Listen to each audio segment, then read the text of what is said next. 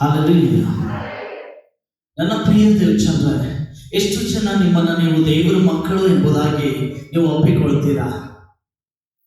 S, ನಾವೆಲ್ಲರೂ ದೇವರ ಮಕ್ಕಳೇ. ದೇವರ ಮಕ್ಕಳು ನಾವು ಎಂಬುದಾಗಿ ಏನಾದರೂ ಒಂದು ಗುರುತು ನಿಮಗಿದೆಯಾ? ನೀವೆಲ್ಲರೂ ಇಂಡಿಯಾದವರ, ಭಾರತದವರ? ನೀವು ಇಂಡಿಯನ್ಸಾ? ನೀವೆಲ್ಲರೂ ಇಂಡಿಯನ್ಸಾ? ನೀವು ಇಂಡಿಯನ್ಸ್ ಅನ್ನೋದಕ್ಕೆ ನಿಮ್ ಕಡೆ ಆಧಾರ ಏನಿದೆ? ಎಸ್, ನಮ್ ಕಡೆ ಆಧಾರ್ ಕಾರ್ಡ್ ಇದೆ, ವೋಟರ್ ಐಡಿ ಇದೆ, ರೇಷನ್ ಕಾರ್ಡ್ ಇದೆ. ಎಸ್, ನಿಮ್ಮೆಲ್ಲರ ಹತ್ರ ರೇಷನ್ ಕಾರ್ಡ್ ಇದೆ, ವೋಟರ್ ಐಡಿ ಇದೆ, ಮತ್ತೆ ತಿರುಗಿ ಆಧಾರ್ ಕಾರ್ಡ್ ಇದೆ. ನೀವೆಲ್ಲರೂ ಯೇಸು ಕ್ರಿಸ್ತನ ಮಕ್ಕಳು ಅನ್ನೋದಕ್ಕೆ ಏನಾದರೂ ಸರ್ಟಿಫಿಕೇಟ್ ಇದೆಯಾ? ಇದೆಯಾ? ಆನ್ಸರ್ ಮಾಡ್ರಿ. ನಿಮ್ಮ ಹತ್ರ ಏನಾದ್ರೂ ಸರ್ಟಿಫಿಕೇಟ್ ಇದೆಯಾ? ಏನಾದ್ರೂ ಪ್ರೂಫ್ಸ್ ಇದೆಯಾ? ನೀವು ಕ್ರಿಸ್ತನವರು, ನೀವು ಕ್ರಿಸ್ತನ ಮಕ್ಕಳು ಅನ್ನೋದಕ್ಕೆ ಏನಾದ್ರೂ ಸರ್ಟಿಫಿಕೇಟ್ ನಿಮ್ಮ ಹತ್ರ ಇದೆಯಾ? ಸೊ ಯಾರ ಹತ್ರ ಆನ್ಸರ್ ಇಲ್ಲ. ಯಾಕೆ ಆನ್ಸರ್ ಇಲ್ಲ? ನಾನು ಕೇಳ್ತಾ ಇರುವಂಥದ್ದು ಕಾಗದದ ಸರ್ಟಿಫಿಕೇಟ್ ಅಲ್ಲ. ನಾನು ಕೇಳ್ತಾ ಇರುವಂಥದ್ದು ಯಾವುದೋ ಆಧಾರ್ ಕಾರ್ಡ್ ಲ್ಯಾಮಿನೇಷನ್ ಮಾಡಿ ನೀವು ಇಟ್ಟುಕೊಂಡಿರುವಂತ ಲ್ಯಾಮಿನೇಷನ್ ಮಾಡಿರುವಂತ ಪೇಪರ್ ಬಗ್ಗೆ ನಾನು ಕೇಳ್ತಾ ಇಲ್ಲ. ನೀವು ಕ್ರಿಸ್ತನವರು ಅನ್ನೋದಕ್ಕೆ ಏನಾದ್ರೂ ನಿಮ್ ಕಡೆ ಪ್ರೂಫ್ಸ್ ಇದೆಯಾ? ಎಸ್, ನಾನು ಕ್ರಿಸ್ತನವಳು, ನಾನು ಕ್ರಿಸ್ತನವನು ಎಂಬುದಾಗಿ ಧೈರ್ಯದಿಂದ ಹೇಳುವಂತಹ ಧೈರ್ಯ ನಿಮ್ಮಲ್ಲಿ ಇದೆಯಾ? ಕ್ರಿಸ್ತನವರು ಹೇಳೋದಕ್ಕೆ ಒಂದು ಮೊದಲನೇದಾಗಿ ನೀವು ಸಂಪೂರ್ಣವಾಗಿ ನೀವು ನಿಮ್ಮನ್ನ ಕ್ರಿಸ್ತನಿಗೆ ಒಪ್ಪಿಸಿಕೊಟ್ಟವರು. ನಿಮ್ಮ ಸಂಪೂರ್ಣ ಸರ್ವಸ್ವವನ್ನ ನೀವು ಕ್ರಿಸ್ತನಿಗಾಗಿ ಒಪ್ಪಿಸಿಕೊಟ್ಟು ನಿಮ್ಮನ್ನ ನೀವು ಸರೆಂಡರ್ ಮಾಡಿಕೊಂಡಿರ್ತೀರಾ. ಈಗ ನೀವು ಸರೆಂಡರ್ ಆಗಿರುವಂತ ನೀವು ನಿಮ್ಮನ್ನ ಒಪ್ಪಿಸಿಕೊಟ್ಟಿರುವಂತ ನೀವುಗಳು ಹೇಗೆ ನಿಮಗೆ ಯಾವುದೇ ಸ್ವಂತ ಅಧಿಕಾರ ಇಲ್ಲ. ಅಯ್ಯೋ, ಅದೇಗ್ರಿ, ಕ್ರಿಸ್ತನಿಗೆ ನಮ್ಮನ್ನ ನಾವು ಒಪ್ಪಿಸಿಕೊಟ್ಟ ಮೇಲೆ ನಮ್ಗೆ ಯಾವ ಅಧಿಕಾರ ಇಲ್ವಾ? ಎಸ್, ಖಂಡಿತವಾಗ್ಲೂ ಯಾವ ಅಧಿಕಾರದ ಬಗ್ಗೆ ಮಾತನಾಡ್ತಾ ಇದ್ದಾನೆ? ನೀವು ಕೆಟ್ಟ ಆಲೋಚನೆಗಳನ್ನು ಮಾಡಿಕೊಂಡ್ರೆ ಕ್ರಿಸ್ತನ ಅದಕ್ಕೆ ಅಲೋ ಮಾಡಲ್ಲ. ಈ ಅಧಿಕಾರ ನಿಮ್ಗೆ ಇಲ್ಲ. ನಿಮ್ಮ ನಡೆ, ನಿಮ್ಮ ನುಡಿ, ನಿಮ್ಮ ವ್ಯಕ್ತಿತ್ವ, ನಿಮ್ಮ ಹಾವ ಭಾವಗಳು ಎಲ್ಲವೂ ಸಂಪೂರ್ಣ ಸರೆಂಡರ್ ಆಗಿರುವಂತಹ ವ್ಯಕ್ತಿಯಿಂದಲೇ ನೀವು ಹೊಂದಿಕೋಬೇಕಾಗಿದೆ. ಯಾರವನು? ನಜರೇತಿನ ಯೇಸು ಕ್ರಿಸ್ತನು. ಆ ಯೇಸು ಕ್ರಿಸ್ತನು ಹೇಗಿದ್ದಾನೋ ಹಾಗೆ ನೀವು ನಿಮ್ಮನ್ನ ಸಂಪೂರ್ಣವಾಗಿ ಬದಲಾಯಿಸಿಕೊಳ್ಬೇಕಾಗಿದೆ. ಆಗ ಮಾತ್ರ ನೀವು ಯಾರು? ಕ್ರಿಸ್ತನವರು. ನೀವ್ಯಾರು? ಕ್ರಿಸ್ತನ ಸಂಸ್ಥಾನದವರು. ನೀವ್ಯಾರು? ಸ್ವರ್ಗದಲ್ಲಿ ವಾಸ ಮಾಡುವಂತಹ ಜನರು. ನೀವೆಲ್ಲರೂ ನೀತಿವಂತರು. ಯಾರು? ನೀವು ಕ್ರಿಸ್ತನ ಹಾಗೆ ನಿಮ್ಮನ್ನ ಇನ್ನು ಪರಿವರ್ತನೆ ಮಾಡಿಕೊಳ್ತೋ ಇಲ್ವೋ ನೀವ್ಯಾರು ಕ್ರಿಸ್ತನವರು ಅಲ್ಲ. ನನ್ನ ಪ್ರಿಯ ದೇವಚಂದ್ರೇ, ನಾನು ಸಾಕಷ್ಟು ವರ್ಷಗಳಾಯಿತು ನಾನು ಮಾಡುವಂಥ ಮಿನಿಸ್ಟ್ರಿಯಲ್ಲಿ ನಾನು ಅನೇಕ ಜನರನ್ನ ನಾನು ನೋಡಿದ್ದೀನಿ. ಕ್ರಿಸ್ತನಲ್ಲಿ ನಂಬಿಕೆಯಲ್ಲಿ ಅವರು ಬಂದ ತಕ್ಷಣ ನಾನು ಯೇಸು ಕ್ರಿಸ್ತನವನು, ನಾನು ಯೇಸು ಕ್ರಿಸ್ತನಲ್ಲಿ ರಕ್ಷಣೆ ಹೊಂದಿದ್ದೇನೆ, ನಾನು ಯೇಸು ಕ್ರಿಸ್ತನನ್ನ ಬಹಳಷ್ಟು ಪ್ರೀತಿಸ್ತೇನೆ ಅಂತ ಬಾಯಿಂದ ಹೇಳುವುದನ್ನು ನೋಡಿದ್ದೀನಿ. ಮತ್ತೆ ಅವರ ಮಾತುಗಳು, ಅವರ ನಡೆ ನುಡಿಗಳು ಬಹಳಷ್ಟು ಕ್ರೂರವಾಗಿರುವಂತ ವ್ಯಕ್ತಿತ್ವವನ್ನು ನೋಡಿದ್ದೀನಿ. ಹಾಗಾದ್ರೆ ನಮ್ಮ ಜೀವಿತದಲ್ಲಿ ನಾವು ಯಾವ ರೀತಿ ಕ್ರಿಸ್ತನನ್ನ ನಾವು ಮಹಿಮೆ ಪಡಿಸಬೇಕಾಗಿದೆ? ಕ್ರಿಸ್ತನನ್ನ ಯಾವ ರೀತಿ ಪ್ರೀತಿಸಬೇಕಾಗಿದೆ? ನಿಮ್ಗೊಂದು ವಿಷಯ ಗೊತ್ತಾ? ಒಬ್ಬ ಪ್ರಧಾನ ದೇವದೂತ ಮಿಖಾಯೇಲ ಅನ್ನುವಂತ ದೇವದೂತ, ಈತನು ನಮ್ಮ ಪರವಾಗಿ ಯುದ್ಧ ಮಾಡುವುದಕ್ಕಾಗಿ ನಮಗಾಗಿ ದೇವರು ಕಳಿಸಿಕೊಂಡಿರುವಂತಹ ಯುದ್ಧ ವೀರ ಇವನು ಒಬ್ಬ ದೇವದೂತ. ಇವನ ಹೆಸರು ಮಿಕಾಯೇಲ ಎಂಬುದಾಗಿ. ಏನ್ರಿ? ಮಿಕಾಯೇಲ ಎಂಬುದಾಗಿ. ಈ ಮಿಕಾಯೇಲ ನಾವು ನೋಡ್ಕೋತೇವೆ ಯೂದನ ಬರೆದ ಗ್ರಂಥ 9ನೇ ಅಧ್ಯಾಯದಲ್ಲಿ. ಯೂದನು ಬರೆದ ಗ್ರಂಥ 9ನೇ ಅಧ್ಯಾಯ. ದಯವಿಟ್ಟು ಯಾರಾದರೂ ತೆಗೆದು ಓದ್ತೀರಾ? ಯೂದನ ಗ್ರಂಥ ಹಳೆ ಹೊಸ ಒಡಂಬಡಿಕೆಯಲ್ಲಿ ಪ್ರಕಟಣೆಗಿಂತ ಮುಂಚೆ ದಯವಿಟ್ಟು ನಾವು ಎಲ್ಲಿಂದ ಓದೋಣ?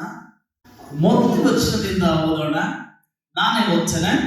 1ನೇ ವಚನದಿಂದ ಯೂದನ ಗ್ರಂಥ 9ನೇ ವಚನ. ನಿಮ್ಮೆಲ್ಲರಿಗೂ ಗೊತ್ತಿರುವ ಹಾಗೆ ಯೂದನು ಬರೆದ ಒಂದೇ ಒಂದು ಪತ್ರಿಕೆ ಇದೆ, ಒಂದೇ ಒಂದು ಅಧ್ಯಾಯ ಇದೆ. ಆ ಅಧ್ಯಾಯದ 9ನೇ ವಚನವನ್ನ ನಾನು ಹೇಳ್ತಾ ಇದ್ದೆ. ಬಟ್ ಈಗ ನಾವು 1ನೇ ವಚನದಿಂದ ನಾವು ನೋಡಿಕೊಳ್ಳೋಣ. ಹೇಗೆ ಸಭೆಯೊಳಗೆ ಕಳ್ಳತನದಿಂದ ಸೇರಿದ್ದ ದುರ್ಮಾರ್ಗಿಗಳ ವಿಷಯದಲ್ಲಿ ಒಂದು ಎಚ್ಚರಿಕೆಯನ್ನ ಯಾರು ಯೂದನು ಬರಿತಾ ಇದ್ದಾನೆ.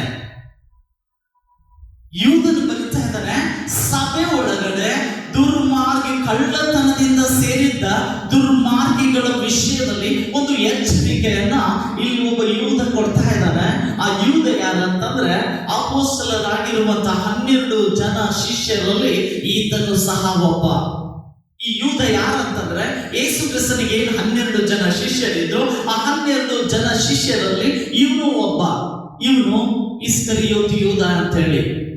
ಈತನು ಯೇಸು ಕ್ರಿಸ್ತನನ್ನ 30 ನಾಣ್ಯಗಳಿಗೆ ಮುದ್ದಿಟ್ಟು ಹಿಡಿದು ಕೊಟ್ಟಿರುವಂತಹ ವ್ಯಕ್ತಿ. ಈ ವ್ಯಕ್ತಿ ಒಂದು ಮಾತನ್ನು ಬರಿತಾ ಇದ್ದಾನೆ, ಒಂದು ಲೆಟರ್ ಬರಿತಾ ಇದ್ದಾನೆ. ಆತನ ಒಂದು ಲೆಟರ್ ನಲ್ಲಿ ಒಂದು ಕೆಲವೊಂದು ಅಂಶಗಳನ್ನು ಬರಿತಾ ಇದ್ದಾನೆ. ಅದು ಯಾವ ವಿಷಯಕ್ಕಾಗಿ ಬರಿತಾ ಇದ್ದಾನೆ? ಸಭೆ ಒಳಗಡೆ, ಕ್ರಿಸ್ತನ ಸಭೆಯ ಒಳಗಡೆ ಕಳ್ಳತನದಿಂದ ಸೇರಿದ್ದ ದುರ್ಮಾರ್ಗಿಗಳ ವಿಷಯದಲ್ಲಿ ಎಚ್ಚರಿಕೆಯನ್ನ ಒಂದು ಮಾತನ್ನ ಬರಿತಾ ಇದ್ದಾನೆ. ಪ್ರಿಯರೇ, ನಮಗೆ ಹುದುವಾಗಿರುವ ರಕ್ಷಣೆ ವಿಷಯದಲ್ಲಿ ನಿಮಗೆ ಬರೆಯುವುದಕ್ಕೆ ಪೂರ್ಣಾಸಕ್ತಿಯಿಂದ ಪ್ರಯತ್ನ ಮಾಡುತ್ತಿದ್ದಾಗ ದೇವ ಜನರಿಗೆ ಶಾಶ್ವತವಾಗಿರುವಂತೆ ಒಂದೇ ಸಾರಿ ಒಪ್ಪಿಸಲ್ಪಟ್ಟ ನಂಬಿಕೆಯನ್ನ ಕಾಪಾಡಿಕೊಳ್ಳುವುದಕ್ಕೆ ನೀವು ಹೋರಾಡಬೇಕೆಂದು ಎಚ್ಚರಿಸಿ ಬರೆಯುವುದು ಅವಶ್ಯವೆಂದು ತೋಚಿತು. ಯೂದ ಎಷ್ಟು ಕೇರ್ಫುಲಿ ಬರಿತಾ ಇದ್ದಾನೆ ಅಂತಂದ್ರೆ, ನೀವು ನಂಬಿಕೆಯನ್ನ ಏನ್ ಮಾಡ್ಬೇಕಂತೆ? ನಂಬಿಕೆಯನ್ನ ಕಾಪಾಡೋದಕ್ಕಾಗಿ ನೀವು ಹೋರಾಡಬೇಕೆಂಬುದಾಗಿ ನಿಮಗೆ ಎಚ್ಚರಿಸಿ ಬರೆಯುವುದು ಅವಶ್ಯ ಎಂಬುದಾಗಿ ನನಗೆ ಅನ್ನಿಸ್ತು.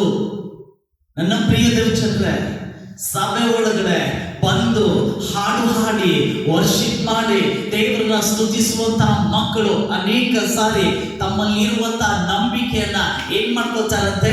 ಹಾಳು ಮಾಡ್ಕೊಂಡ್ಬಿಡ್ತಾರಂತೆ. ತಮ್ಮಲ್ಲಿರುವಂತಹ ನಂಬಿಕೆಯನ್ನ ಕದ್ದುಕೊಂಡು ಹೋಗುವಂತಹ ಸೈತಾನನಿಗೆ ಏನ್ ಮಾಡ್ತಾರಂತೆ? ಕದ್ದುಕೊಂಡು ಹೋಗೋದಕ್ಕೆ ಅವಕಾಶಗಳನ್ನ ಕೊಡ್ತಾರಂತೆ. ನನ್ನ ಪ್ರಿಯ ಸಹೋದರ ಸಹೋದರಿ, ಮತ್ತೊಂದು ಸಾರಿ ನಾನು ಇಲ್ಲಿ ಓದ್ತಾ ಇದ್ದಾನೆ.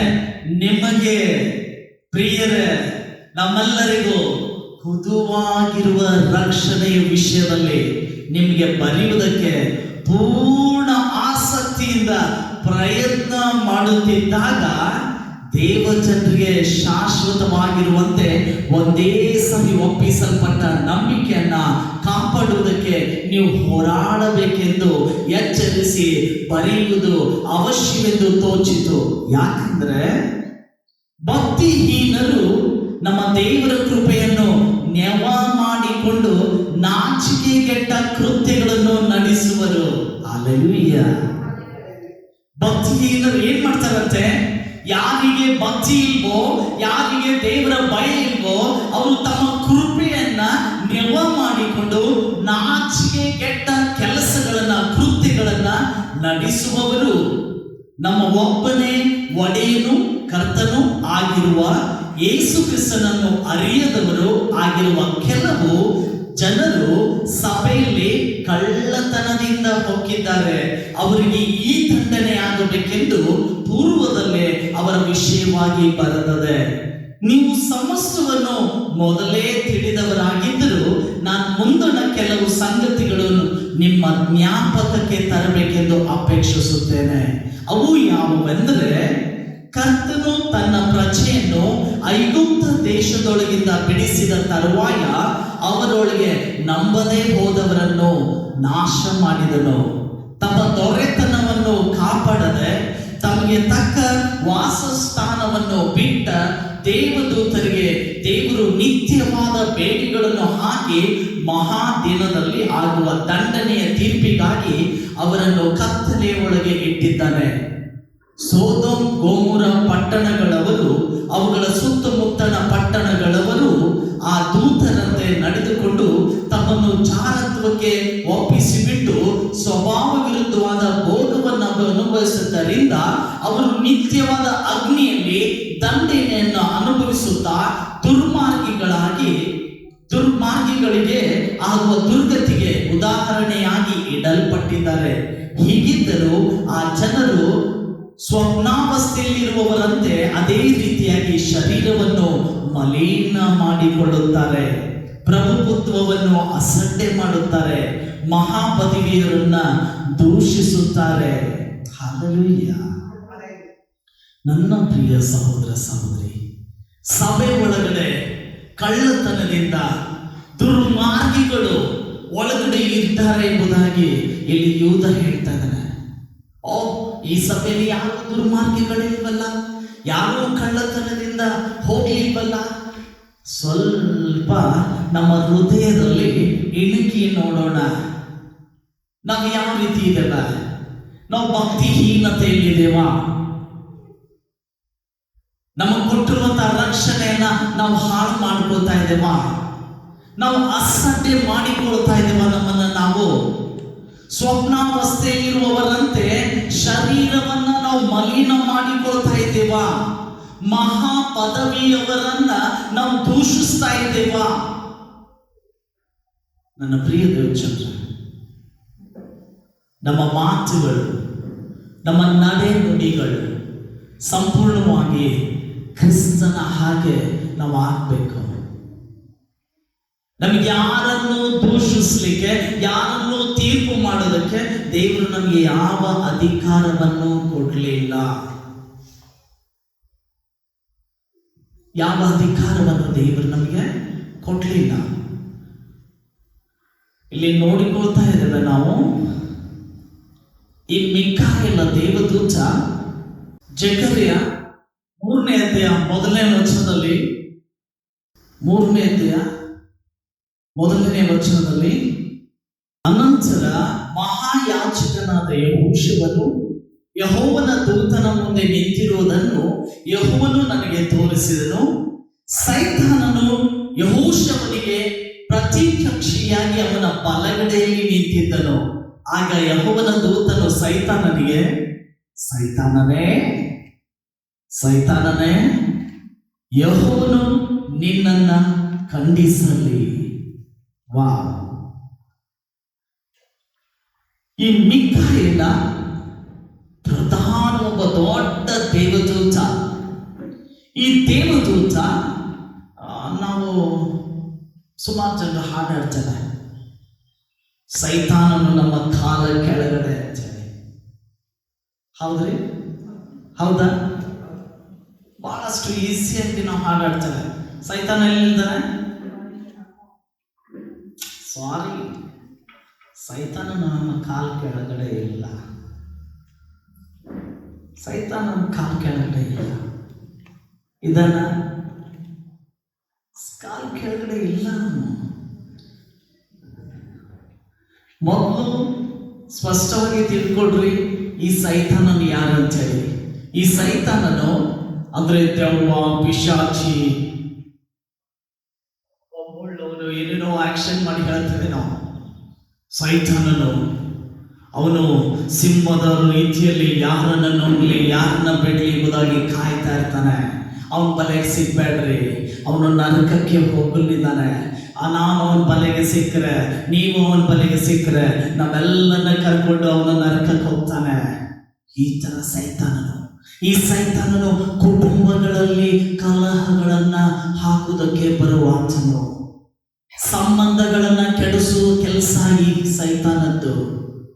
ದೇವರಿಗೂ ಮನುಷ್ಯರಿಗೂ ಇರುವಂತ ಒಳ್ಳೆ ಸಂಬಂಧವನ್ನ ಹಾಳು ಮಾಡಿರುವಂತವನೇ ಸೈತಾನನು. ಆದಾಮ ಹವ್ವಳರ ಜೊತೆ ದೇವರು ಪ್ರತಿದಿನ ಮಾತನಾಡುವಂತ ಮಾತುಗಳು ಒಳ್ಳೆಯ ಸಂಬಂಧದಲ್ಲಿ ಇರುವಂತಹ ಸಂಬಂಧವನ್ನ ಹಾಳು ಮಾಡಿರೋದು ಅದು ಸೈತಾನನು. ಈ ಸೈತನ ಮೊದಲು ಇದ್ದಿದ್ದು ಸ್ಥಳ ಅದು ಸ್ವರ್ಗದಲ್ಲೇ. ಈತನು ಜಲರಾಶಿಗಳ ಮೇಲೆ ಈತನಿಗೂ ಸಹ ಒಂದು ಸಿಂಹಾಸನ ಇತ್ತು. ಈತನು ಆ ಜಲರಾಶಿಗಳ ಮೇಲೆ ಆ ಸಿಂಹಾಸನದ ಮೇಲೆ ಆಸನ ರೂಢನಾಗಿದ್ದುಕೊಂಡು ದೇವರನ್ನ ಸ್ತುತಿಸುವ ಕೆಲಸವನ್ನ, ದೇವರನ್ನ ಆರಾಧಿಸುವಂತ ಕೆಲಸವನ್ನ ಮಾಡುವಾತನು ಈತ ಸೈತಾನನಾಗಿದ್ದ. ಈತನಿಗೆ 1/3 ಕೋಟ್ಯಾಂತರ ದೇವದೂತರು ಇವನ ಹಿಂದುಗಡೆ ಇದ್ರು. ಇವನು ಯಾವ ರೀತಿ ವರ್ಷಿಪ್ ದೇವರನ್ನು ಸ್ತುತಿಸ್ತಾ ಇದ್ನೋ ಅದೇ ರೀತಿಯಲ್ಲಿ ಆ ದೇವದೂತರೆಲ್ಲರೂ ಇವನ ಹಾಗೆ ದೇವರನ್ನ ಸ್ತುತಿಸ್ತಾ ಇದ್ರು. ದೇವರನ್ನ ವರ್ಣಿಸ್ತಾ ಇದ್ದ, ದೇವರ ಕೈ ಕೆಲಸಗಳನ್ನ ವರ್ಣಿಸ್ತಾ ಇದ್ದ. ಅಷ್ಟು ಸುಂದರನಾಗಿದ್ದ ಈತನು. ಸರ್ವ ಸುಲಕ್ಷಣ ಶಿರೋಮಣಿ ಎಂಬುದಾಗಿ ಯೆಹೆಜ್ಕೇಲನ ಪ್ರವಾದನ ಗ್ರಂಥದಲ್ಲಿ ದೇವರೇ ಈತನಿಗೆ ಹೇಳ್ತಾ ಇದ್ದಾನೆ, ಅಷ್ಟೊಂದು ಸ್ಮಾರ್ಟ್ ಆಗಿದ್ದಿ ಎಂಬುದಾಗಿ. ನಿನ್ನಲ್ಲಿ ಪಾಪವು ನಿನ್ನಲ್ಲಿ ಬರುವವರೆಗೂ ನೀನು ಎಲ್ಲ ಕೆರೂಬಿಯರಿಗೆ ಆಶ್ರಯ ಸ್ಥಾನವಾಗಿದ್ದಿ ಎಂಬುದಾಗಿ ದೇವರೇ ಹೇಳ್ತಾನೆ. ಈತನೆಲ್ಲರಿಗೂ ಏನಾಗಿದ್ದಂತ್ರಿ? ಆಶ್ರಯ ಸ್ಥಾನವಾಗಿದ್ದಂತೆ. ಇವನ ರೆಕ್ಕೆಗಳ ಅಡಿಯಲ್ಲಿ ಎಲ್ಲರೂ ಬಂದು ತಂಗುತ್ತಾ ಇದ್ರಂತೆ. ಅಂತ ಒಂದು ಒಳ್ಳೆ ಸ್ಥಾನದಲ್ಲಿ ಇರುವಂತ ಈತನು ತನ್ನ ಅಧಿಕವಾಗಿರುವಂತ ಜ್ಞಾನದಿಂದ ಈತನಿಗೆ ಏನ್ ಬಂತು? ಗರ್ವ ಬಂತು. ಪ್ರಿಯ ಸಹೋದರ ಸಹೋದರಿ, ನನ್ನ ನಿನ್ನ ಜೀವಿತವನ್ನು ನೆನಪು ಮಾಡಿಕೊಳ್ಳ್ರಿ. ನಮ್ಮ ಕೊಟ್ಟುವಂತ ಜ್ಞಾನದಿಂದ, ನಮ್ಮ ಇರುವಂತ ಎಲ್ಲ ತಲಾಂತಗಳಲ್ಲಿ ಗರ್ವವನ್ನ ಸೈತಾನ ಯಾವ ರೀತಿ ತಂದು ಹಾಕಿರ್ತಾನೆ ಎಂಬುದಾಗಿ. ಯಾವಾಗ ಇವನಲ್ಲಿ ಗರ್ವ ಬಂತು, ಇವನು ಆ ಸ್ವರ್ಗದಿಂದ, ಆ ನೀರಿನ ಮೇಲಿಂದ ಮಣ್ಣಿನ ಮೇಲೆ ದೊಬ್ಬಲ್ಪಟ್ಟ. ಅಂದ್ರೆ ಈತನ ಸ್ವರ್ಗದಿಂದ ಭೂಮಿಗೆ ತಳ್ಳಲ್ಪಟ್ಟ. ಈಗ ಅವನಿಗೆ ಸ್ವರ್ಗದಲ್ಲಿ ಯಾವ ಸ್ಥಾನ ಇಲ್ಲ. ಅವನು ದೊಬ್ಬಲ್ಪಟ್ಟ. ಈಗ ದೊಬ್ಬಲ್ಪಟ್ಟ ಮೇಲೆ, ತಳ್ಳಿದ ಮೇಲೆ ಅವನಲ್ಲಿ ಮತ್ತೆ ತಿರುಗಿ ಪಶ್ಚಾತ್ತಾಪ ಬರಬೇಕಾಗಿತ್ತು. ಮಾನಸಾಂತರ ಅವನಲ್ಲಿ ಹುಟ್ಟಬೇಕಾಗಿತ್ತು. ದೇವರನ್ನ ಕೇಳಿಕೊಳ್ಬೇಕಾಗಿತ್ತು. ದೇವರೇ ನನ್ನನ್ನು ಕ್ಷಮಿಸು, ನಾನು ತಪ್ಪು ಮಾಡಿದೆ ಎಂಬುದಾಗಿ ಅವನಲ್ಲಿ ಪಶ್ಚಾತ್ತಾಪ ಬರಬೇಕಾಗಿತ್ತು, ದುಃಖ ಬರಬೇಕಾಗಿತ್ತು. ಬರಲಿಲ್ಲ. ಅವನಲ್ಲಿ ಬರಲಿಲ್ಲ. ಅವನಲ್ಲಿ ಇನ್ನೂ ಹಠ ಜಾಸ್ತಿ ಇತ್ತು. ದೇವ್ರನ್ನ ತಳ್ಳಿದಲ್ಲ ಅನ್ನುವಂಥ ದ್ವೇಷ ಜಾಸ್ತಿ ಆಯಿತು. ನನ್ನ ಪ್ರಿಯ ದೇವಚಂದ್ರ, ಆತನು ದೇವರನ್ನ ದೂಷಿಸಲಿಕ್ಕೆ ಪ್ರಾರಂಭ ಮಾಡಿದ. ದೇವರ ಕೆಲಸಗಳನ್ನು ಏನು ದೇವರು ಮಾಡ್ತಾ ಇದ್ದಾನೋ ಅದನ್ನು ವಿರೋಧಿಸಲಿಕ್ಕೆ ಪ್ರಾರಂಭ ಮಾಡಿದ. ದೇವರು ಸುಂದರವಾಗಿ ತನ್ನ ಸ್ವರೂಪದಲ್ಲಿ ಆದಾಮನನ್ನು ಉಂಟು ಮಾಡಿದ. ಈ ಭೂಮಿ ಮೇಲೆ ಆದಾಮನನ್ನು ಉಂಟು ಮಾಡಿದ. ಆದಾಮನಿಗೆ ಸರಿಬೀಳುವಂತ ಹವ್ವಳನ್ನು ಉಂಟು ಮಾಡಿದ. ಪ್ರತಿದಿನ ದೇವರ ಜೊತೆ ಒಂದು ಒಳ್ಳೆ ಸಂಬಂಧದಲ್ಲಿ ಅವರು ಮಾತನಾಡ್ತಾ ಇದ್ರು. ದೇವರು ಹೇಳಿದ, ಎಲ್ಲರ ಸವಾಸವನ್ನು ಮಾಡು, ಎಲ್ಲಾ ಹಣ್ಣುಗಳನ್ನು ತಿನ್ನು, ಆದ್ರೆ ಅಲ್ಲಿ ಮಧ್ಯದಲ್ಲಿರುವಂತ ಮರದ ಹಣ್ಣನ್ನು ನೀನು ತಿನ್ಬೇಡ ಎಂಬುದಾಗಿ ಹೇಳಿದ. ಆದ್ರೆ ಸೈತಾನ, ತಿಂದ್ರೆ ನೀವು ದೇವರ ತಿರಿ ಎಂಬುದಾಗಿ ಅವ್ರಿಗೆ ಸುಳ್ಳನ್ನ ಹೇಳಿಕೊಟ್ಟ. ಆ ಸುಳ್ಳಿಗೆ ಅವರು ಒಳಬಿದ್ರು, ಪಾಪ ಮಾಡಿದ್ರು. ಪಾಪ ಮಾಡಿದ ತಕ್ಷಣ ದೇವರ ಜೊತೆ ಇರುವಂತ ಸಂಬಂಧವನ್ನ ಕಡಿದು ಹಾಕಿಕೊಂಡ್ರು. ನನ್ನ ಪ್ರಿಯ ದೇವಚಂದ್ರ, ಸೈತಾನನಿಗೆ ಮರೆಯಾಗಿರುವಂತ ಮರ್ಮವು ಒಂದೂ ಇಲ್ಲ ಎಂಬುದಾಗಿ ನಾವು ನೋಡ್ಕೊಳ್ತೇವೆ. ಅಷ್ಟು ಒಂದು ಬುದ್ಧಿವಂತ, ಅಷ್ಟೊಂದು ಶಕ್ತಿಶಾಲಿ, ಇಡೀ ಭೂಲೋಕದ ಜನರನ್ನ ಮರಳುಗೊಳಿಸುವಂತ ಕೆಪಾಸಿಟಿ, ಪವರ್ ಯಾರ ಕೈಯಲ್ಲಿದೆ? ಸೈತಾನನ ಕೈಯಲ್ಲಿದೆ. ಅವನನ್ನ ತುಳಿದು ಹಾಕುವಂತ ಶಕ್ತಿ ನಿಮ್ಮಲ್ಲಿದೆಯಾ? ಇದೆಯಾ? ನಾನಂತೂ ಇಲ್ಲಿ ವಾಕ್ಯದಲ್ಲಿ ಹೀಗೆ ನೋಡ್ಕೋತಾ ಇದ್ದಾನೆ. ಇಲ್ಲಿ ಸ್ಪಷ್ಟವಾಗಿ ಹೇಳ್ತಾ ಇದೆ, ಯೆಹೋಶುವನ ಪ್ರತಿಕಕ್ಷಿಯಾಗಿ ಬಲಗಡೆಯಲ್ಲಿ ಸೈತಾನ ನಿಂತ್ಕೊಂಡಿದ್ದಾನಂತೆ.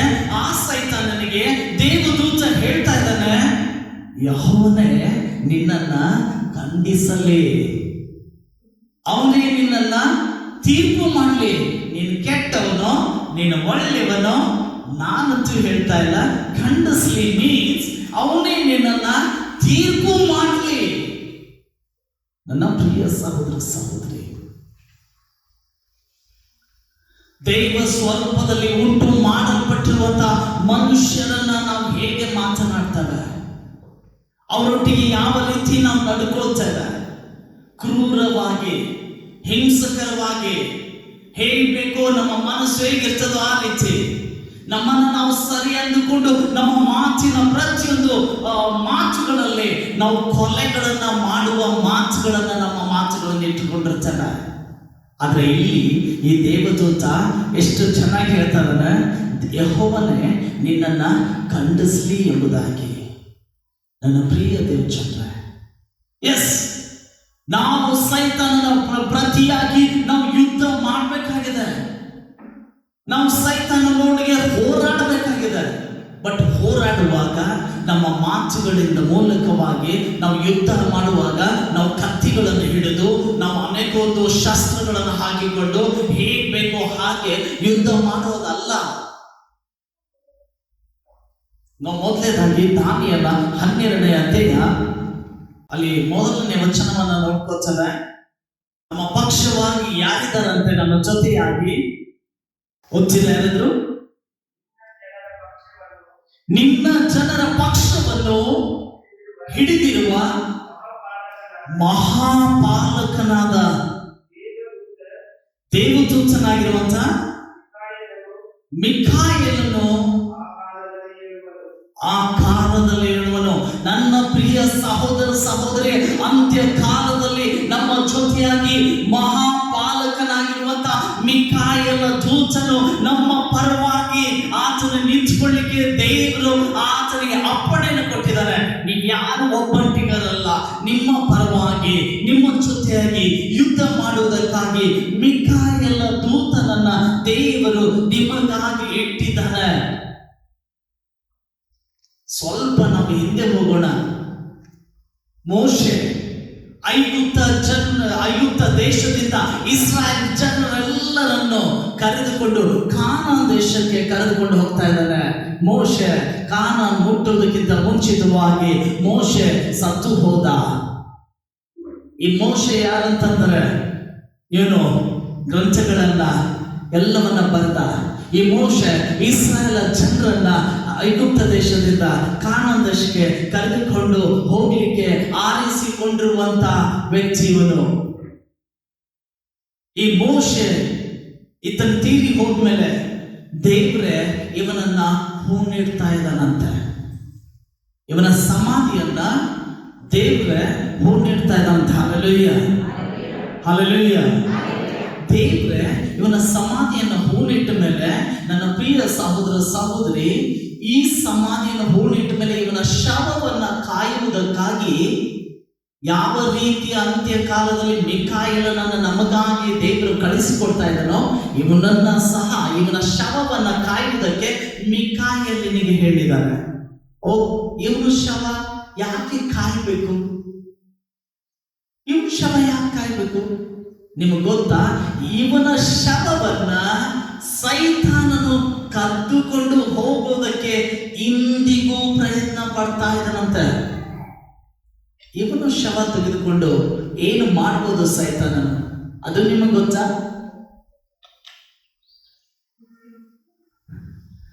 ನನ್ನ ಪ್ರಿಯ ಸಹೋದರ ಸಹೋದರಿ, ಇಸ್ರಾಯೇಲರನ್ನ ಎಲ್ಲರನ್ನ ಐಗುಪ್ತ ದೇಶದಿಂದ ಬಿಡುಗಡೆ ಮಾಡಿಕೊಂಡು ಕರ್ಕೊಂಡು ಬಂದಿರುವಂತ ಮಹಾ ಒಬ್ಬ ಪೈಗಂಬರ್, ಒಬ್ಬ ಪ್ರವಾದಿ ಎಂಬುದಾಗಿ ಅವನ ಶವದ ಒಂದು ದೊಡ್ಡ ಒಂದು ಗೋರಿಯನ್ನ ಮಾಡಿ ಅದಕ್ಕೆ ಎಲ್ಲರೂ ಇನ್ನು ನಮಸ್ಕಾರ ಮಾಡಬಾರ್ದು ಅಂತ ಹೇಳಿ ದೇವರು ಆ ಶವವನ್ನ ಕಾಯುವುದಕ್ಕಾಗಿ ಮಿಖಾಯೇಲನನ್ನು ಇಟ್ಟಿದ್ದಾನೆ. ಹಲ್ಲೆಲೂಯಾ.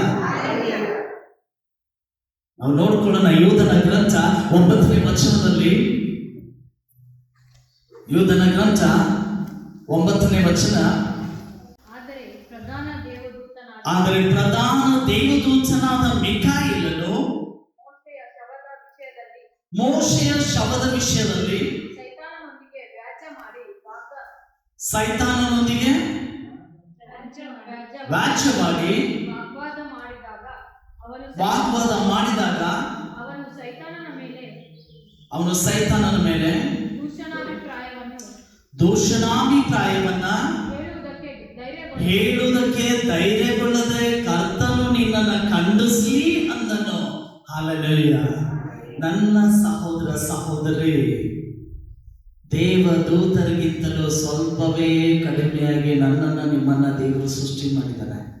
ಎಷ್ಟೇ ಸ್ವಲ್ಪವೇ ಕಡಿಮೆಯಾಗಿ ನನ್ನನ್ನು ನಿಮ್ಮನ್ನ ದೇವರು ಸೃಷ್ಟಿ ಮಾಡಿದ್ದಾನೆ.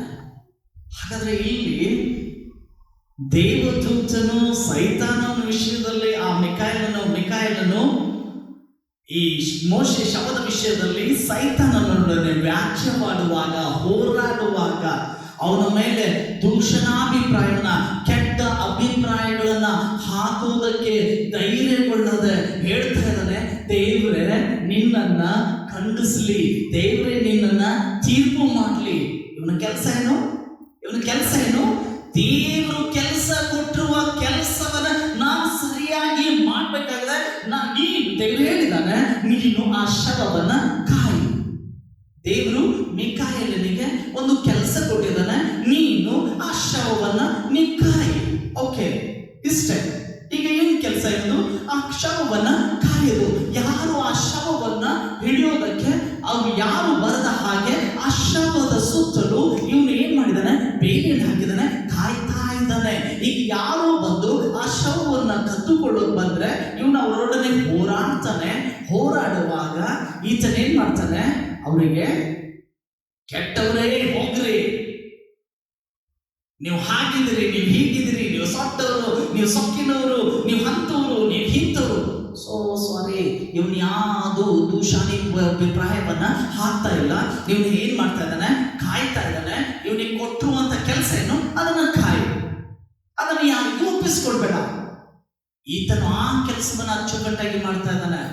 ದೇವ್ರೆ ನಿನ್ನನ್ನ ಖಂಡಿಸ್ಲಿ, ದೇವ್ರೆ ನಿನ್ನನ್ನ ತೀರ್ಪು ಮಾಡ್ಲಿ. ನನ್ನ ಪ್ರಿಯ ಸಹೋದರ ಸಹೋದರಿ, ಇಂದು ನಮ್ಮ ಜೀವಿತದಲ್ಲಿ ನಮ್ಮ ಹೃದಯವನ್ನ ಬಹು ಜಾಗರೂಕತೆಯಿಂದ ಕಾಪಾಡಿಕೋ. ನಿನ್ನ ಹೃದಯವನ್ನ ಬಹು ಜಾಗರೂಕತೆಯಿಂದ ಕಾಪಾಡಿಕೋ ಎಂಬುದಾಗಿ ದೇವರು ನಿನಗೆ ಒಂದು ಕೆಲಸವನ್ನು ಕೊಟ್ಟಿದ್ದಾನೆ. ದೇವರು ನನಗೆ ಒಂದು ಕೆಲಸವನ್ನು ಕೊಟ್ಟಿದ್ದಾನೆ. ನಿನ್ನ ಹೃದಯವನ್ನ ಬಹು ಜಾಗರೂಕತೆಯಿಂದ ಅದನ್ನು ನೀನೇನ್ ಮಾಡು? ಕಾಪಾಡಿಕೋ. ಹಾಗಾದ್ರೆ ಈಗ ನಾನು ನನ್ನ ಹೃದಯವನ್ನ ಅದನ್ನ ಬಹಳಷ್ಟು ಜಾಗರೂಕತೆಯಿಂದ ಕಾಪಾಡಿಕೊಳ್ಬೇಕಾಗಿದೆ. ಆ ಹೃದಯದಲ್ಲಿ ಯಾವ ಕಾರಣಕ್ಕೂ ಸೈತಾನನ ಆಲೋಚನೆಗಳು, ಸೈತಾನನ ಕುತಂತ್ರಗಳು, ಸೈತಾನನ ಗುಣಗಳು ಎಂಟರ್ ಆಗದ ಹಾಗೆ, ಅದು ಒಳಗಡೆ ಬರದ ಹಾಗೆ ಆ ಹೃದಯದ ಸುತ್ತಲೂ ನಾನೊಂದು ಬೇಲಿಯನ್ನು ಹಾಕಿಕೊಳ್ಬೇಕಾಗಿದೆ. ಅದನ್ನ ಕಾಪಾಡಿಕೊಳ್ಬೇಕಾಗಿದೆ. ಅದಕ್ಕಾಗಿ ನಾನು ಹೋರಾಡಬೇಕಾಗಿದೆ. ಹೋರಾಡುವಂತ ನಾನು ಈಗ ಯಾರ ಮೇಲೂ ದೂಷಣಾಭಿಪ್ರಾಯವನ್ನ ಹಾಕೋಕೆ ಧೈರ್ಯಗೊಳ್ಳದ ಹಾಗೆ ನಾನು ನೀನು ಇರಬೇಕಾಗಿದೆ. ಹಲ್ಲೆಲೂಯಾ. ಯಾರಿಗಾದ್ರೂ ಈ ಭಾಷೆ ಅರ್ಥ ಆಗ್ಲಿಲ್ವಾ? ನಾನು ಹೇಳ್ತಾ ಇರುವಂತ ಭಾಷೆ ಯಾರಿಗಾದ್ರೂ ಅರ್ಥ ಆಗ್ಲಿಲ್ವಾ? ಸ್ವಲ್ಪ ಕೈ ಎಡಗಡಿಸ್ರಿ. ಅರ್ಥ ಆಯ್ತಾ? ನಾನು ಹೇಳ್ತಾ ಇರೋದು, ದೇವರು ಮಿಕಾಯೇಲನಿಗೆ ಒಂದು ಕೆಲಸ ಕೊಟ್ಟಿದ್ದಾನೆ. ಹೋಗು, ನೀನ್ ಆ ಶವವನ್ನ ನಿನ್ ಕಾಯಿ. ಎಸ್, ದೇವರು ಕೊಟ್ಟಿರುವಂತ ಕೆಲಸವನ್ನ ಅವನು ಸರಿಯಾಗಿ ಕಾಯ್ತಾ ಇದ್ದಾನೆ. ಈಗ ನನಗೆ ನಿಮ್ಗೆ ದೇವರು ಒಂದು ಕೆಲಸ ಕೊಟ್ಟಿದ್ದಾನೆ. ಆ ಕೆಲಸ ಏನು? ನಿನ್ನ ಹೃದಯವನ್ನ ನೀನು ಬಹು ಜಾಗರೂಕತೆಯಿಂದ ಕಾಪಾಡಿಕೋ. ನೀನು ನಿನ್ನ ರಕ್ಷಣೆಯನ್ನ ಎಂದಿಗೂ ಅದು ಹಾಳಾಗದ ಹಾಗೆ ನೀನು ನೋಡಿಕೋ. ನೀನು ಬರ್ತಾ ಇರುವಂತ ದೇವರ ರಾಜ್ಯಕ್ಕಾಗಿ, ನೀತಿಗಾಗಿ ತವಕ ಪಡಿರುವಂತ ನೀನು ಎಂದಿಗೂ ಸೋತು ಹೋಗದಿರು. ಕ್ರಿಸ್ತಿಯ ರಾಜ್ಯದಲ್ಲಿ ಇದ್ದು ಆತನನ್ನ ಮಹಿಮೆ ಪಡಿಸೋದನ್ನ ಬಿಟ್ಟು ನೀನು ದೇಶಾಂತರ ಹೋಗಬೇಡ. ಆ ಮಾರ್ಗವನ್ನ ಬಿಟ್ಟು ಬೇರೆ ಮಾರ್ಗಕ್ಕೆ ಹೋಗಬೇಡ. ನಿನ್ಗೆ ನಾನು ಕರೆದಿದ್ದೇನೆ, ಮದುಮಗನಾಗಿರುವಂತಹ ಯೇಸು ಕ್ರಿಸ್ತನು ಬರ್ಲಿಕ್ಕಿದ್ದಾನೆ. ಆತನು ನಮ್ಮೆಲ್ಲರನ್ನ ಕರೆದಿದ್ದಾನೆ. ನಿನ್ನ ಆರತಿಗಳನ್ನ ಸರಿಪಡಿಸಿಕೋ. ನಿನಗೆ ನಾನು ತಲಾಂತುಗಳನ್ನು ಕೊಟ್ಟಿದ್ದೇನೆ. ನಿನ್ನ ಯೋಗ್ಯತೆ 10ರಷ್ಟು ಇರ್ಬೋದು, ನಿನ್ನ ಯೋಗ್ಯತೆ 5ರಷ್ಟು ಇರ್ಬೋದು, ನಿನ್ನ ಯೋಗ್ಯತೆ ಅದು 2ರಷ್ಟು ಇರ್ಬೋದು. ನಾನು ನಿಮಗೆ ತಲಾಂತುಗಳನ್ನು ಕೊಟ್ಟಿದ್ದೇನೆ. ನೀನದನ್ನ ಏನ್ ಮಾಡು? ಕಾಪಾಡಿಕೋ. ನೀನದನ್ನ ಏನ್ ಮಾಡು? ಸರಿಯಾಗಿ ನೀನದನ್ನ ಉಪಯೋಗಿಸ್ಕೋ. ದೇವರು ಕೆಲಸಗಳನ್ನ ನಮ್ಗೆ ಕೊಟ್ಟಿದ್ದಾನೆ. ಆ ಕೆಲಸವನ್ನ ನಾನು ನೀನು ಇವತ್ತು ಸರಿಯಾಗಿ ಅದನ್ನ ಮಾಡ್ತಾ ಇದ್ದೀವಾ? ನಾವೇನ್ ಮಾಡ್ತಾ ಇದ್ದಾವೆ? ನಾವು ಖಂಡಿಸ್ತಾ ಇದ್ದಾವೆ. ದೇವರಿಗೆ ಖಂಡಿಸುವುದಕ್ಕೆ, ದೇವರಿಗೆ ಬಿಟ್ಟು ನಾವು ಇತರರನ್ನ ತೀರ್ಪು ಮಾಡ್ತಾ ಇದ್ದಾವೆ. ಇತರರ ಜೊತೆ ನಾವು ಹೇಗೆ ನಡ್ಕೋತಾ ಇದ್ದಾವೆ?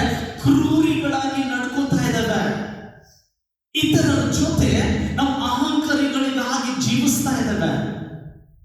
ನಮ್ಮನ್ನು ನೋಡುವಾಗ ಇವನು ಕ್ರಿಸ್ತನವರು ಅಂತ ಹೇಳೋದಕ್ಕೆ ಜನರು ಹಿಂಜರಿತಾ ಇದ್ದಾರೆ. ನೋಡ್ರಿ, ದೇವರ ವಾಕ್ಯ ಸ್ಪಷ್ಟವಾಗಿ ಹೇಳ್ತದೆ, ಏಳು ನೀನ್ ಪ್ರಕಾಶಿಸು, ಏಳು ನೀನ್ ಪ್ರಕಾಶಿಸು. ಮೊದಲು ನಾನು ಹೇಳ್ಬೇಕಾಗಿದೆ. ಎಲ್ಲಿಂದ? ಕತ್ತಲೆಯಿಂದ ಹೇಳ್ಬೇಕಾಗಿದೆ. ಅಂಧಕಾರದಿಂದ ನಾನು ಹೇಳ್ಬೇಕಾಗಿದೆ. ಬಲಹೀನತೆಗಳಿಂದ ನಾನು ಹೇಳ್ಬೇಕಾಗಿದೆ. ದುಷ್ಟತನದಿಂದ ಹೇಳ್ಬೇಕಾಗಿದೆ. ಸೊಟ್ಟು ಮಾತುಗಳಿಂದ ಹೇಳ್ಬೇಕಾಗಿದೆ. ದೂಷಿಸುವಂತ ಮಾತುಗಳಿಂದ ನಾನು ಹೇಳ್ಬೇಕಾಗಿದೆ. ತೀರ್ಪು ಮಾಡುವುದರಿಂದ ನಾನು ಹೇಳ್ಬೇಕಾಗಿದೆ. ಅದರಿಂದ ಎದ್ದು ನಾನು ಪ್ರಕಾಶಿಸಬೇಕಾಗಿದೆ. ಎಲ್ಲಿಂದ ಬಂತು ಈ ಪ್ರಕಾಶ? ಯಾವ ಪ್ರಕಾಶವನ್ನು ಹೊಂದಿ ನಾನು ಪ್ರಕಾಶಿಸಬೇಕಾಗಿದೆ? ದೇವರು ಸ್ಪಷ್ಟವಾಗಿ ಹೇಳ್ತಾನೆ, ಕ್ರಿಸ್ತನಲ್ಲಿ ಜೀವ ಇದೆ, ಆ ಜೀವ ಮನುಷ್ಯರಿಗೆ ಬೆಳಕಾಗಿದೆ ಎಂಬುದಾಗಿ. ನಾನು ಹೇಳುವಾಗ ಕ್ರಿಸ್ತನ ಜೀವ ನನ್ನಲ್ಲಿ ಇರಬೇಕಾಗಿದೆ. ಹೇಳುವಾಗ ಕ್ರಿಸ್ತನ ಜೀವ ನಮ್ಮಲ್ಲಿ ಬರದೇ ಇದ್ರೆ ನಾವು ಹೇಳಲ್ಲ. ಕ್ರಿಸ್ತನ ಜೀವ ನನ್ನಲ್ಲಿ ಇಲ್ಲದೆ ಇದ್ರೆ ನಾನು ಸತ್ತವರೊಳಗಿಂದ ನಾನು ಹೇಳಲ್ಲ. ನಾನು ಪುನರುತ್ಥಾನಗೊಳ್ಳಬೇಕಾಗಿದೆ. ನಾನು ಸತ್ತವರನ್ನ ಬಿಟ್ಟು ನಾನು ಹೇಳ್ಬೇಕಾಗಿದೆ.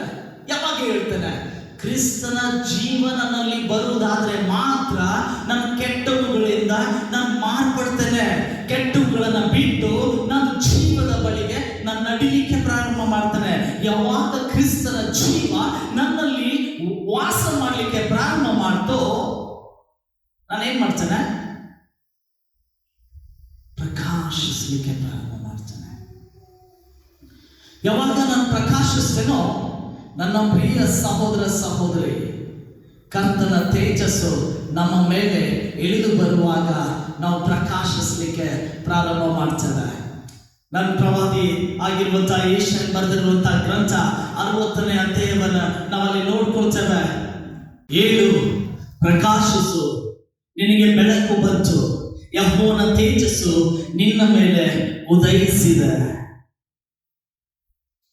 ಈಗೋ ಕತ್ತಲು ಭೂಮಿಯನ್ನ ಆವರಿಸಿದೆ, ಕಾರ್ಗತ್ತಲು ಜನಾಂಗಗಳನ್ನ ಮುಚ್ಚಿದೆ. ಆದ್ರೆ ನಿನ್ನ ಮೇಲಾದರೂ ಯೆಹೋವನು ಉದಯಿಸುವನು, ಆತನ ತೇಜಸ್ಸು ನಿನ್ನ ಮೇಲೆ ಕಾಣಿಸುವುದು. ಜನಾಂಗಗಳು ನಿನ್ನ ಬೆಳಕಿಗೆ ನೆರೆಯುವವು. ಹಲ್ಲೆಲೂಯಾ. ಅರಸರು ನಿನ್ನಲ್ಲಿನ ಉದಯ ಪ್ರಕಾಶಕ್ಕೆ ಬರುವರು. ಕಣ್ಣೆತ್ತಿ ಸುತ್ತಲೂ ನೋಡು, ನಿನ್ನ ಮಕ್ಕಳೆಲ್ಲರೂ ಗುಂಪು ಕೂಡಿ ನಿನ್ನ ಬಳಿಗೆ ಸೇರುತ್ತಿದ್ದಾರೆ. ಗಂಡು ಮಕ್ಕಳು ದೂರದಿಂದ ಸಮೀಪಿಸ್ತಾ ಇದ್ದಾರೆ, ಹೆಣ್ಣು ಮಕ್ಕಳು ಕಂಕುಡುಗಳಲ್ಲಿ ಕುಳಿತು ಬರ್ತಾ ಇದ್ದಾರೆ. ನೀನು ನೋಡಿ ಕಳೆಗೊಳ್ಳುವಿ, ನಿನ್ನ ಹೃದಯವು ಅದುರುತ್ತಾ ಉಪ್ಪುವುದು. ಏಕೆಂದರೆ ಸಮುದ್ರ ವ್ಯಾಪಾರ ಸಮೃದ್ಧಿಯು ನಿನ್ನ ಕಡೆಗೆ ತಿರುಗುವುದು, ಜನಾಂಗಗಳ ಐಶ್ವರ್ಯವು ನಿನಗೆ ದೊರೆಯುವುದು. ನನ್ನ ಪ್ರಿಯ ಸಹೋದರ ಸಹೋದರಿ, ಕರ್ತನ ತೇಜಸ್ಸು ನಿನ್ನ ಮೇಲೆ ಉದಯಿಸುವಾಗ ಜನರೆಲ್ಲರೂ ಬಂದು ನಿನ್ನ ಬಳಿಗೆ ಸೇರ್ತಾರಂತೆ. ಜನರೆಲ್ಲರೂ ನಿನ್ನ ಬಳಿಗೆ ಸೇರ್ಬೇಕಾಗಿದ್ರೆ ನೀವು ಯಾವ ರೀತಿ ಉದಯಿಸಬೇಕಾಗಿದೆ?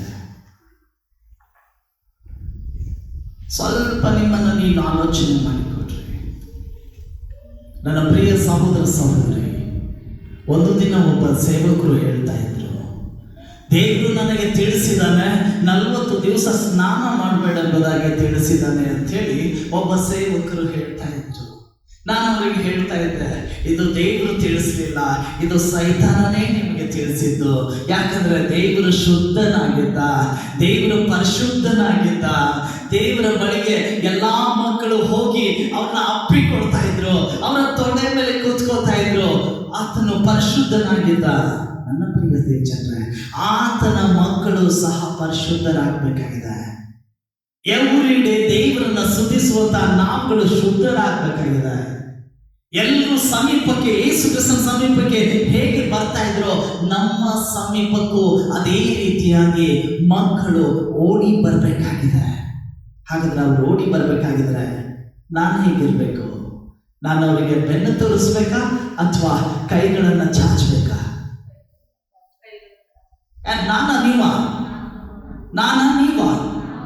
ನಾನ ನೀವ ಗಟ್ಟಿ ಹೇಳ್ರಿ, ನಾನು ನೀವ ಹೇಗ್ ಮಾಡ್ತೀರಿ?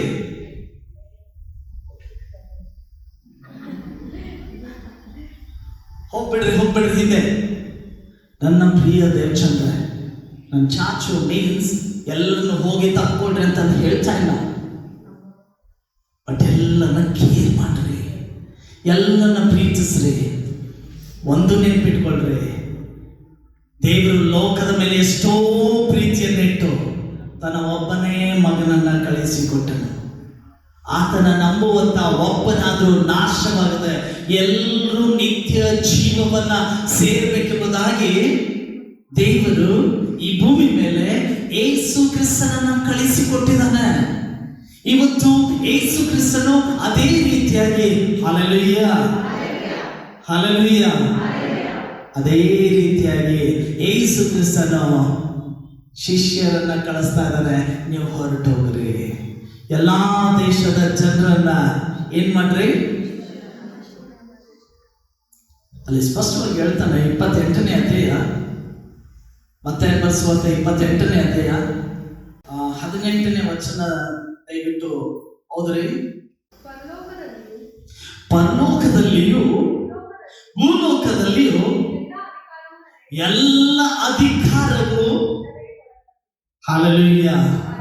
ನನ್ನ ಪ್ರಿಯ ದೇವಚಂದ್ರ, ಯೇಸು ಕ್ರಿಸ್ತನನ್ನ ಕಳಿಸುವಾಗ ತಂದೆಯಾದ ಯೆಹೋವ ದೇವರು ಆತನು ಮಾಡಿದ್ದೇನಂತಂದ್ರೆ, ಆತನು ಯೇಸು ಕ್ರಿಸ್ತನನ್ನ ಭೂಮಿ ಮೇಲೆ ಕಳಿಸಿಕೊಡ್ತಾ ಇದ್ದಾನೆ, ನಾವ್ ಯಾರು ನಾಶವಾಗಬಾರ್ದು ಎಂಬುದಾಗಿ. ಈಗ ಪರಲೋಕದಲ್ಲಿ ಭೂಲೋಕದಲ್ಲಿ ಎಲ್ಲ ಅಧಿಕಾರ ಯಾರಿಗೆ ಕೊಟ್ಟಿದ್ದಾನೆ? ಯೇಸು ಕ್ರಿಸ್ತನಿಗೆ ಕೊಟ್ಟಿದ್ದಾನೆ. ಯೇಸು ಕ್ರಿಸ್ತನ ಆ ಅಧಿಕಾರದಿಂದ ಹೇಳ್ತಾ ಇದ್ದಾನೆ, ನೀವು ಹೊರಟೋಗಿ, ಏನ್ ಹೇಳ್ತಾ ಇದ್ದಾನೆ ಹೇಳ್ರಿ, ಹೋದ್ರಿ. ಆದುದರಿಂದ ನೀವು ಹೊರಟು ಹೋಗಿ ಎಲ್ಲಾ ದೇಶಗಳ ಜನರನ್ನ ನೀವೇನ್ ಮಾಡ್ರಿ? ಶಿಷ್ಯರನ್ನಾಗಿ ಮಾಡ್ರಿ. ಅವರಿಗೆ ತಂದೆ, ಮಗ, ಪವಿತ್ರಾತ್ಮನ ಹೆಸರಿನಲ್ಲಿ ದೀಕ್ಷಾ ಸ್ನಾನ ಮಾಡಿಸ್ರಿ. ನನ್ನ ಪ್ರಿಯ ದೇವಚಂದ್ರ, ಇಂದು ದೇವರು ಅದೇ ಅಧಿಕಾರದಿಂದ ಇವತ್ತು ನನ್ನನ್ನ ನಿಮ್ಮನ್ನ ದೇವರು ಕಳಿಸ್ತಾ ಇದ್ದಾನೆ, ಅನೇಕ ಜನರನ್ನ ಶಿಷ್ಯರನ್ನಾಗಿ ಮಾರ್ಪಡಿಸ್ರಿ ಎಂಬುದಾಗಿ. ಆ ಕೆಲಸ ನಾನು ನೀನು ಮಾಡ್ತಾ ಇದ್ದೇವಾ ಅಥವಾ ನಾವು ಬೇರೆಯವರನ್ನ ತೀರ್ಪು ಮಾಡ್ತಾ ಇದ್ದೇವಾ? ಒಂದು ವೇಳೆ ವಾಕ್ಯವನ್ನ ಕೇಳಿಯೋ ನಾವೊಂದು ವೇಳೆ ಮಾನಸಾಂತರ ಹೊಂದದೇ ಇದ್ರೆ, ಒಂದು ವೇಳೆ ಇನ್ನೂ ಕಠೋರ ಸ್ವಭಾವಗಳು ನಮ್ಮಲ್ಲಿ ಇದ್ದಿದ್ದೇ ಆದ್ರೆ, ನನ್ನ ಪ್ರಿಯ ದೇವಚಂದ್ರ, ಒಂದು ಸಾರಿ ನಂಬಿಕೆಯಲ್ಲಿ ರಕ್ಷಣೆಯಲ್ಲಿ ಬಿದ್ದು ಹೋಗಿ ಮತ್ತೆ ತಿರುಗಿ ನಿಮ್ಮನ್ನ ರಕ್ಷಣೆಯಲ್ಲಿ ನಡೆಸೋದು ಅಸಾಧ್ಯ. ಸಂಪೂರ್ಣವಾಗಿ ಬದಲು ಮಾಡಿಕೊಂಡ್ರೆ ನಿಮ್ಮ ಜೀವಿತವನ್ನ. ನೀವು ಹೋರಾಡ್ತಾ ಇರುವಂಥದ್ದು ಸೈತಾನನ ಎಲ್ಲ ಕುತಂತ್ರಗಳ ಮೇಲೆ ಹೇಗೆ, ಯಾವ ರೀತಿ ಹೋರಾಡಬೇಕು, ಯಾವ ರೀತಿ ನಾವು ವಾಕ್ಯಗಳನ್ನ ನೋಡ್ಕೋತಾರೆ. 2 ಕೊರಿಂಥ 10ನೇ ಅಧ್ಯಾಯ 4ನೇ ವಚನ, ಅದಕ್ಕಿಂತ ಮುಂಚೆ 3ನೇ ವಚನದಿಂದ ನಾವು ಲೋಕದಲ್ಲಿದ್ರೂ ನಾವು ಲೋಕಾನುಸಾರವಾಗಿ ಯುದ್ಧ ಮಾಡುವರಲ್ಲ. ಎಸ್, ನಾವೆಲ್ಲರೂ ಲೋಕದಲ್ಲಿದ್ದೇವೆ. ಲೋಕದ ರೀತಿಯಲ್ಲಿ ಯುದ್ಧ ಮಾಡುವರು ನಾವು ಆಗಿರಬಾರ್ದು. ಇಮ್ಮಿಡಿಯೇಟ್ ಆಗಿ ಆನ್ಸರ್, ಇಮ್ಮಿಡಿಯೇಟ್ ಆಗಿ ತೀರ್ಪು, ಇಮ್ಮಿಡಿಯೇಟ್ ಆಗಿ ಕೆಟ್ಟವನು ಅವನ ಹಂತವರು ಇವರು ಇಂಥವರು ತೀರ್ಪು ಮಾಡೋದಲ್ಲ. ಪ್ರಧಾನ ದೇವದೂತನೇ ಏನ್ ಮಾಡ್ತಾ ಇದ್ದಾನೆ? ಯೆಹೋವನೇ ನಿನ್ನನ್ನ ಖಂಡಿಸಲಿ ಎಂಬುದಾಗಿ ಆತನು ಸ್ಪಷ್ಟವಾಗಿ ಬಹಳಷ್ಟು ಸರಳವಾಗಿ ಭಯಗೊಂಡವನಾಗಿ ತೀರ್ಪು ಮಾಡೋಕು ಭಯಗೊಂಡವನಾಗಿ ಆತನು ಹೇಳ್ತಾ ಇದ್ದಾನೆ, ಯೆಹೋವನೇ ನಿನ್ನನ್ನು ಖಂಡಿಸಲಿ ಎಂಬುದಾಗಿ. ನನ್ನ ಪ್ರಿಯ ದೇವಚಂದ್ರ, ನಾವು ಲೋಕದಲ್ಲಿ ಇದ್ದೀವಿ. ನಾವು ಲೋಕದ ರೀತಿಯಲ್ಲಿ ಯುದ್ಧ ಮಾಡುವುದು ನಾವು ಆಗಿರಬಾರ್ದು. ಲೋಕದ ಜನರು ಮಾಡುವ ರೀತಿಯಲ್ಲಿ ಮಾತನಾಡುವಂತ ಮಾತನ್ನ ರೀತಿಯಲ್ಲಿ ನಾವು ಮಾತನಾಡುವುದಾದ್ರೆ ನಮಗೂ ದೇವರ ಮಕ್ಕಳಿಗೂ ಲೋಕದ ಮಕ್ಕಳಿಗೂ ವ್ಯತ್ಯಾಸ ಏನು? ನೀವು ಪ್ರಕಾಶಿಸುವಂತವರು, ನೀವು ಬೆಳಕನ್ನು ಕೊಡುವಂತವರು, ಇನ್ನೊಬ್ಬರಿಗೆ ಮಾರ್ಗಗಳನ್ನು ತೋರಿಸುವಂತವರು. ನಾವು ಹೀಗೆ ಆಗೋದು ಬೇಡ, ಶಾಸ್ತ್ರಿ ಪರಿಸರಾಗೋದು ಬೇಡ. ಯಾಕಂದ್ರೆ ದೇವರು ಹೇಳ್ತಾನೆ, ಒಂದು ವೇಳೆ ಸೂಜಿಯ ಕಣ್ಣಿನಲ್ಲಿ ಒಂಟೆ ನುಸುಳಿದ್ರೂ ನುಸುಳ್ಬೋದು. ಸಾಧ್ಯನಾ? ಸೂಜಿ ಕಣ್ಣು ಎಷ್ಟು ಚಿಕ್ಕದಿರ್ತದೆ ಗೊತ್ತಲ್ಲ, ಪೋಣಿಸೋಕೆ ಕಷ್ಟ. ಸ್ಪಷ್ಟವಾಗಿ ಕಣ್ಣು ಕಂಡ್ರು ಪೋಣಿಸೋಕೆ ಕಷ್ಟ. ಆ ಸೂಜಿಯ ಕಣ್ಣಿನಲ್ಲಿ ಆ ಒಂಟೆ ಸೂಜಿಯ ಕಣ್ಣಿನಲ್ಲಿ ನುಸುಳಿದ್ರೂ ನುಸುಳಿ ಹೋಗ್ಬಹುದು. ಆದ್ರೆ ಶಾಸ್ತ್ರಿ ಪರಿಸರಿಗೆ ಹೇಳ್ತಾನೆ, ನೀವಂತೂ ದೇವರ ರಾಜ್ಯ ಸೇರೋದು ಅಸಾಧ್ಯ, ಸೇರಲ್ಲ ನೀವು. ಆ ಶಾಸ್ತ್ರಿ ಪರಿಸರ ಲೆಕ್ಕದಲ್ಲಿ ನಾನು ನೀವು ಆಗಿರದೆ, ನಾವು ಲೋಕದಲ್ಲಿ ಇದ್ದೀವಿ. ಲೋಕದ ರೀತಿಯಲ್ಲಿ ಯುದ್ಧ ಮಾಡಿರುವವರು ನಾವು ಆಗಿರಬಾರ್ದು. ಲೋಕದ ಜನರು ಯುದ್ಧ ಮಾಡುವ ರೀತಿಯೇ ಬೇರೆ, ಅವರು ಹೋರಾಡುವ ರೀತಿಯೇ ಬೇರೆ. ಅವರು ಕೈಗಳಲ್ಲಿ ಕಟ್ಟಿಗೆಗಳನ್ನ, ಕತ್ತಿಗಳನ್ನ, ಚೂರಿಗಳನ್ನ ಹಿಡಿದುಕೊಂಡು ಹೋರಾಡ್ತಿರ್ಬೋದು. ಬಾಯಿಗಳಿಂದ ಕೆಟ್ಟ ಮಾತುಗಳಿಂದ, ಶಬ್ದಗಳಿಂದ ಅವರು ಹೋರಾಡ್ತಿರ್ಬೋದು. ಅನೇಕ ಜನ ತೀರ್ಪು ಮಾಡ್ತಾ ಇರ್ಬೋದು. ಆದ್ರೆ ದೇವರ ಮಕ್ಕಳು 2 ಕೊರಿಂಥ 10ನೇ ಅಧ್ಯಾಯ 3ನೇ ವಚನದಲ್ಲಿ ಸ್ಪಷ್ಟವಾಗಿ ಹೇಳ್ತಾನೆ, ನಾವು ಲೋಕದಲ್ಲಿ ಇದ್ದರೂ ಲೋಕಾನುಸಾರವಾಗಿ ಯುದ್ಧ ಮಾಡುವವರಲ್ಲ. ನಾವು ಉಪಯೋಗಿಸುವ ಆಯುಧಗಳು, ದೇವರ ಮಕ್ಕಳು ಉಪಯೋಗಿಸುವಂತಹ ಆಯುಧಗಳು ಲೋಕ ಸಂಬಂಧವಾದ ಆಯುಧಗಳಲ್ಲ. ಅವು ದೇವರ ಎಣಿಕೆಯಲ್ಲಿ ಬಲವಾಗಿದ್ದು ಕೋಟೆಗಳನ್ನು ಕೆಡವಿ ಹಾಕುವಂತವುಗಳಾಗಿವೆ. ಹಲ್ಲೆಲೂಯ. ದೇವರ ಆಯುಧಗಳು ಎಂತವತ್ರೆ? ದೇವರ ಆಯುಧಗಳು ಕೋಟೆ ಕೊತ್ತಲುಗಳನ್ನ ಕೆಡವಿ ಹಾಕುವಂತ ಆಯುಧಗಳು. ಅದಕ್ಕೆ ದೇವರ ಬಲ. ಈ ಆಯುಧಗಳು ನೋಡ್ರಿ, ಈ ಆಯುಧಗಳು ದೇವರ ಎಣಿಕೆಯಲ್ಲಿ ಬಲವಾಗಿವೆ ಅಂತೆ. ಅದು ಕೋಟೆಗಳನ್ನು ಕೆಡವಿ ಹಾಕುವಂತ ಆಯುಧಗಳಂತೆ. ಆಗ್ಲೇ ನಾವು ಹಾಡಾಡ್ತಾ ಇದ್ವಿ, ಜೋಶುವಾನೆ जेरिको को कैसे गिराया, जोशुआ ने एरिको को कैसे गिराया, बाजा बजा के गिराया. यस, ಕೇವಲ ಸ್ತುತಿಸಲಿಕ್ಕೆ ಪ್ರಾರಂಭ ಮಾಡಿದ, ದೇವರನ್ನ ಹೊಗಳಲಿಕ್ಕೆ ಪ್ರಾರಂಭ ಮಾಡಿದ, ಕಿನ್ನರಿಗಳನ್ನು ಊದಲಿಕ್ಕೆ ಪ್ರಾರಂಭ ಮಾಡಿದ್ರು, ಕಹಳೆಗಳನ್ನು ಊದಲಿಕ್ಕೆ ಪ್ರಾರಂಭ ಮಾಡಿದ್ರು, ದಮ್ಮಡಿ ಬಡಿಲಿಕ್ಕೆ ಪ್ರಾರಂಭ ಮಾಡಿದ್ರು, ಜಲ್ಲರಿ ಬಡಿಲಿಕ್ಕೆ ಪ್ರಾರಂಭ ಮಾಡಿದ್ರು. ಕೋಟೆಯನ್ನ ಸುತ್ತು ಹೊಡಿತಾ ಇದ್ದಾರೆ, ಕೋಟೆಗಳನ್ನ ಸುತ್ತು ಹೊಡಿತಾ ಇದ್ದಾರೆ, ದೇವರನ್ನ ಸ್ತುತಿಸ್ತಾ ಇದ್ದಾರೆ, ದೇವರನ್ನ ಕೊಂಡಾಡ್ತಾ ಇದ್ದಾರೆ. ಯಾರನ್ನು ದೂಷಿಸ್ತಾ ಇಲ್ಲ. ಅವರು ಸ್ತುತಿಸುವಂತ ಸಮಯದಲ್ಲಿ ಯಾರನ್ನು ದೂಷಿಸ್ತಾ ಇಲ್ಲ. ಒಂದು ವೇಳೆ ಆ ಯೆಹೋಶುವ ಒಂದು ವೇಳೆ ಗುಣಗುಟ್ಟುತ್ತೆ ಅಂದ್ರೆ ಕೋಟೆ ಬಿದ್ದು ಹೋಗ್ತಾ ಇರಲಿಲ್ಲ. ಆ ಕೋಟೆ ಬಿದ್ದು ಹೋಗ್ತಾ ಇರಲಿಲ್ಲ. ಅವನು ಕೇವಲ ಸ್ತುತಿಸುವುದನ್ನ ಮಾಡಿದ, ನನ್ನ ಪ್ರಿಯ ದೇವಚಂದ್ರ, ಒಂದು ದಿನ ಇದೇ ತಾರಿಯಾಡದಲ್ಲಿ ನಾನು ಸೇವೆಗೆ ಹೋಗ್ತಾ ಇದ್ದಾರೆ. ನನ್ನ ಜೊತೆ ಸೇವೆಗಾಗಿ ಅನೇಕ ಒಂದು 6-7 ಜನ ಹುಡುಗರು ಬರ್ತಾ ಇದ್ದಾರೆ. ನನಗಿಂತ ದೊಡ್ಡವರು 1-2, ಉಳಿದವರೆಲ್ಲರೂ ಚಿಕ್ಕವರು, ಎಲ್ಲರೂ ನನ್ನ ಜೊತೆ ಆ ಸೇವೆಗೆ ಬರ್ತಾ ಇದ್ರು. ಪ್ರತಿ ಭಾನುವಾರ ನಾವು ಸರಿಯಾಗಿ 11 ಗಂಟೆಗೆ ಅಲ್ಲಿ ಪ್ರಾರ್ಥನೆಗೆ ನಾವು ಹೋಗ್ತಾ ಇದ್ವಿ.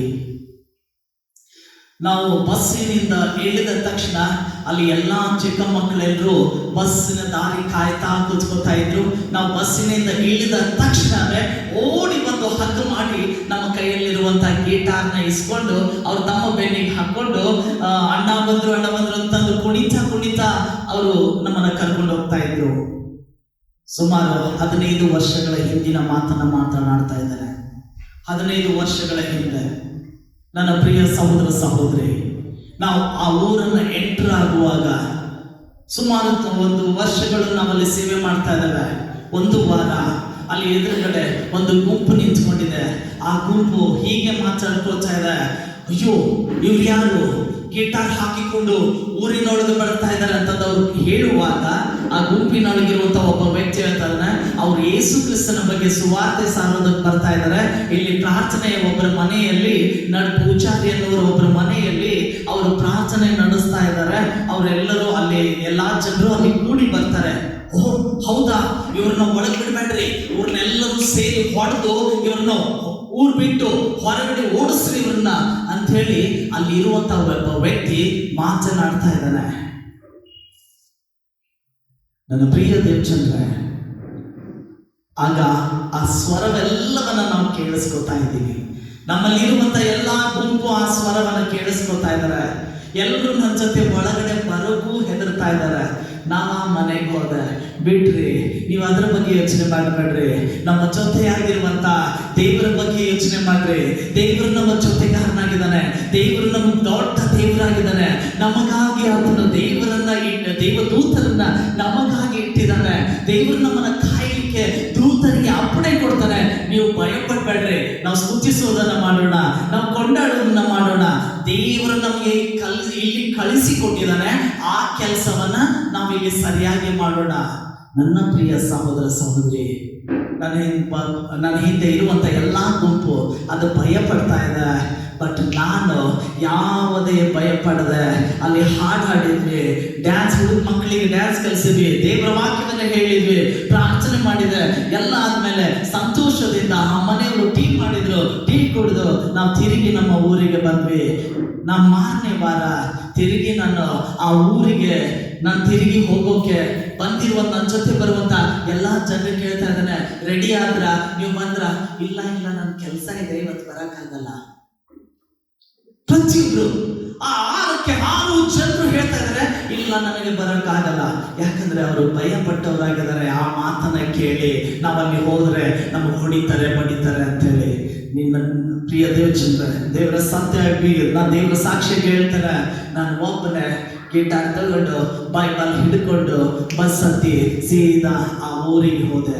ಆ ಊರಿಗೆ ಹೋಗುವಾಗ ಎದುರುಗಡೆ ಯಾವ ಮನೆ ಎದುರುಗಡೆ ನಿಂತ್ಕೊಂಡು ಮಾತನಾಡ್ತಾ ಇದ್ರು, ಆ ಮನೆ ಬೀಗ ಹಾಕಿದೆ.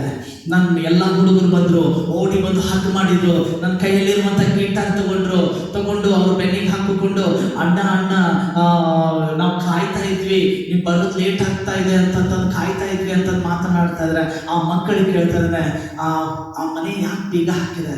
ಅಣ್ಣ ನೀವು ಹೋದ್ರಲ್ಲ, ಮಾರನೇ ದಿನ ಆ ಮನೆಯೊಳಗೆ ಹೋಗ್ಲಿಕ್ಕೆ ಅಜ್ಜಿ ಸತ್ತೋಗ್ಬಿಟ್ಲು. ಆ ಅಜ್ಜಿ ಸತ್ಲು ಆ ಮನೆ ಒಳಗಡೆ. ಹೌದಾ, ಬೀಗ ಯಾಕೆ ಹಾಕಿದೆ ಹಾಗಾದ್ರೆ? ಮತ್ತೆ ಅದು ಗೊತ್ತಿಲ್ಲ ಅಣ್ಣ. ಸೀದಾ ಮನೆಗೆ ಹೋದೆ. ಅವ್ರ ತಂದೆಗೆ ಕೇಳಿದೆ, ಅಲ್ಲಿ ಎದುರುಗಡೆ ಮನೆ ಇದೆ ಅಲ್ರಿ, ಅಜ್ಜಿ ತೀರು ಹೋದ್ರಲ್ಲ, ಆ ಅಜ್ಜಿ ತೀರು ಹೋದಂತೆ ಆ ಮನೆಗೆ ಬೀಗ ಯಾಕೆ ಹಾಕಿದ್ದಾರೆ? ಇಲ್ರಿ, ಅವ್ರು ಯಾರಿಗೋ ದಿನ ಸರಿ ಇದೆಯೋ ಇಲ್ಲೋ ಅಂತಂದು ಕೇಳಿಸಿದ್ರಂತೆ.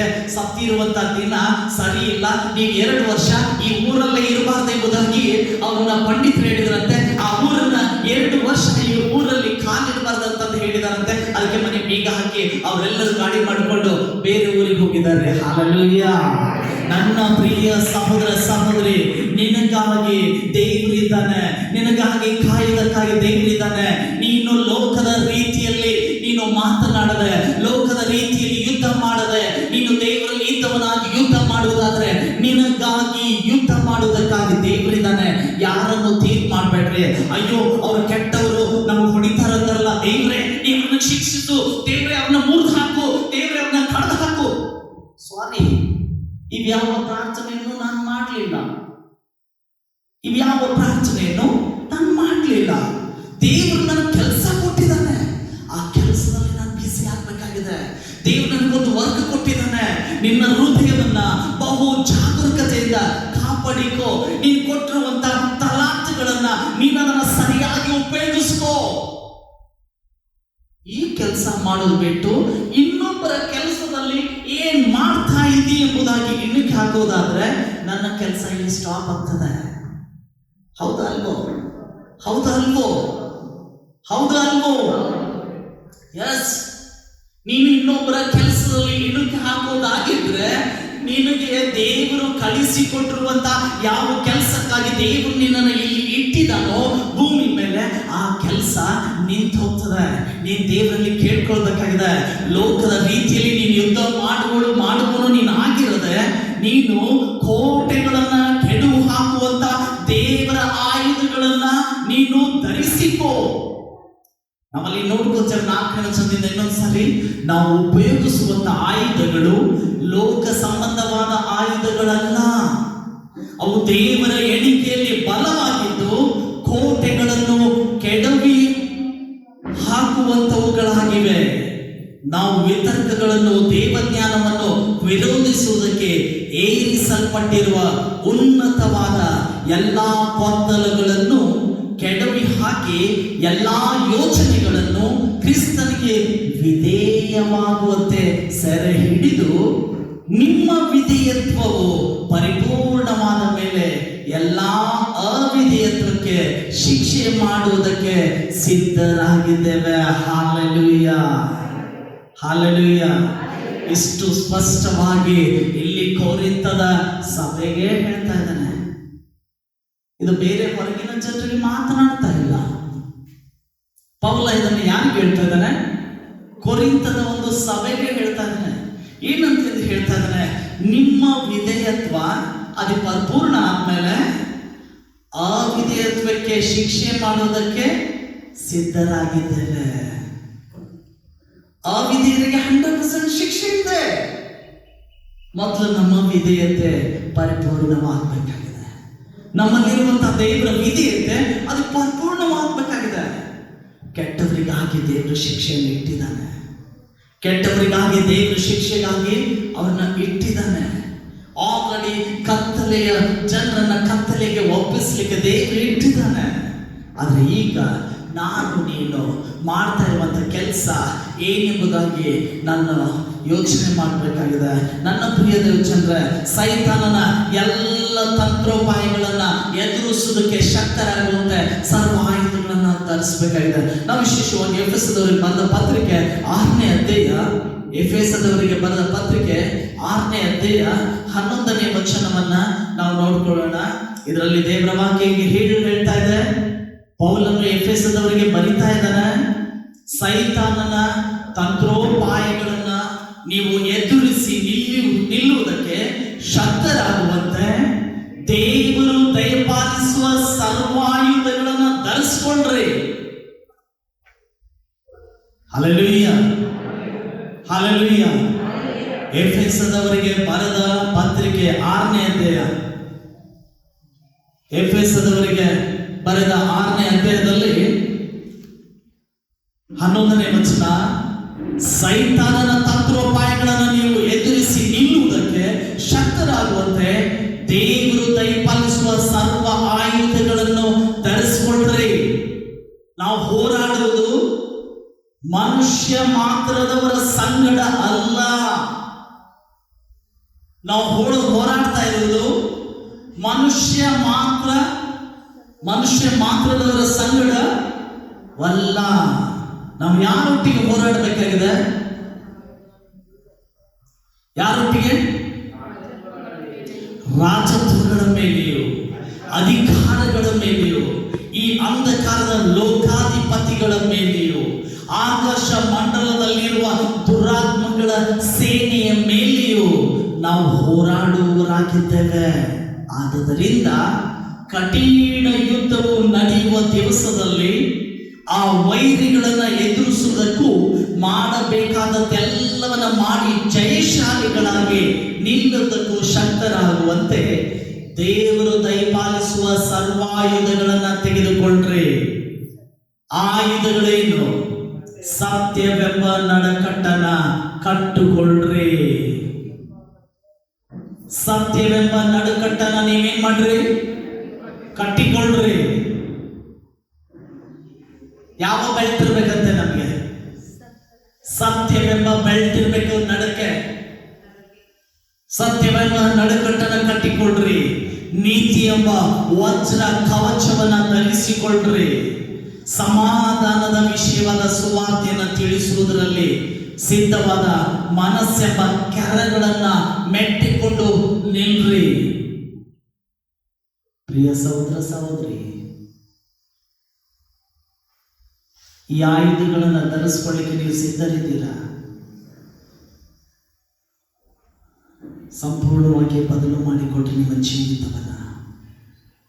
ನಿಜಕ್ಕೂ ಸತ್ಯವೆಂಬ ನಡುಕಟ್ಟನ್ನು ಕಟ್ಟಿಕೊಂಡು, ನೀತಿ ಎಂಬ ವಜ್ರ ಕವಚವನ್ನು ಧರಿಸಿಕೊಂಡು, ಸಮಾಧಾನದ ವಿಷಯವಾದ ಸುವಾರ್ತೆಯನ್ನು ತಿಳಿಸುವುದರಲ್ಲಿ ಸಿದ್ಧವಾದ ಮನಸ್ಸೆಂಬ ಕೆರಗಳನ್ನು ಮೆಟ್ಟುಕೊಂಡು ನಿಲ್ರಿ ಮತ್ತು ನಂಬಿಕೆ ಎಂಬ ಗುರಾಣಿಯನ್ನು ಹಿಡಿದುಕೊಳ್ಳ್ರಿ.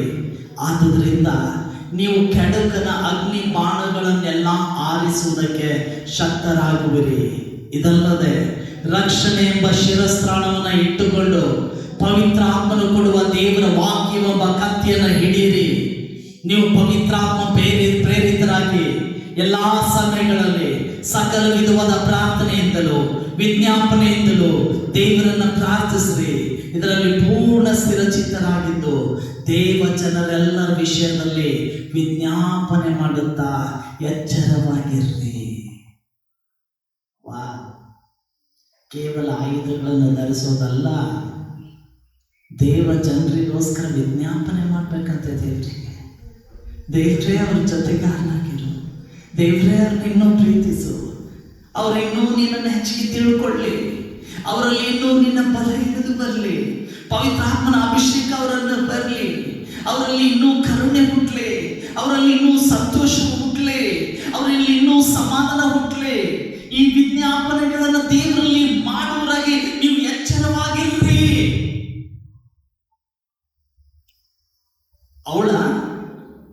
ಅವಳ ಸವಾಸ ನೀನು ಮಾಡಬೇಡ. ಅವನ ಸವಾಸ ನೀನು ಮಾಡಬೇಡ. ಅವನು ಕೆಟ್ಟವಳು, ಅವಳು ಒಳ್ಳೆಯವಳು. ಅವಳು ಕೆಟ್ಟವಳು, ಅವನು ಒಳ್ಳೆಯವಳು. ಯಾರಿದ್ರು? ಅವರು ದೇವ ಜನರೇ. ಯಾರವರು? ಅವರ ದೇವ ಜನರವರು.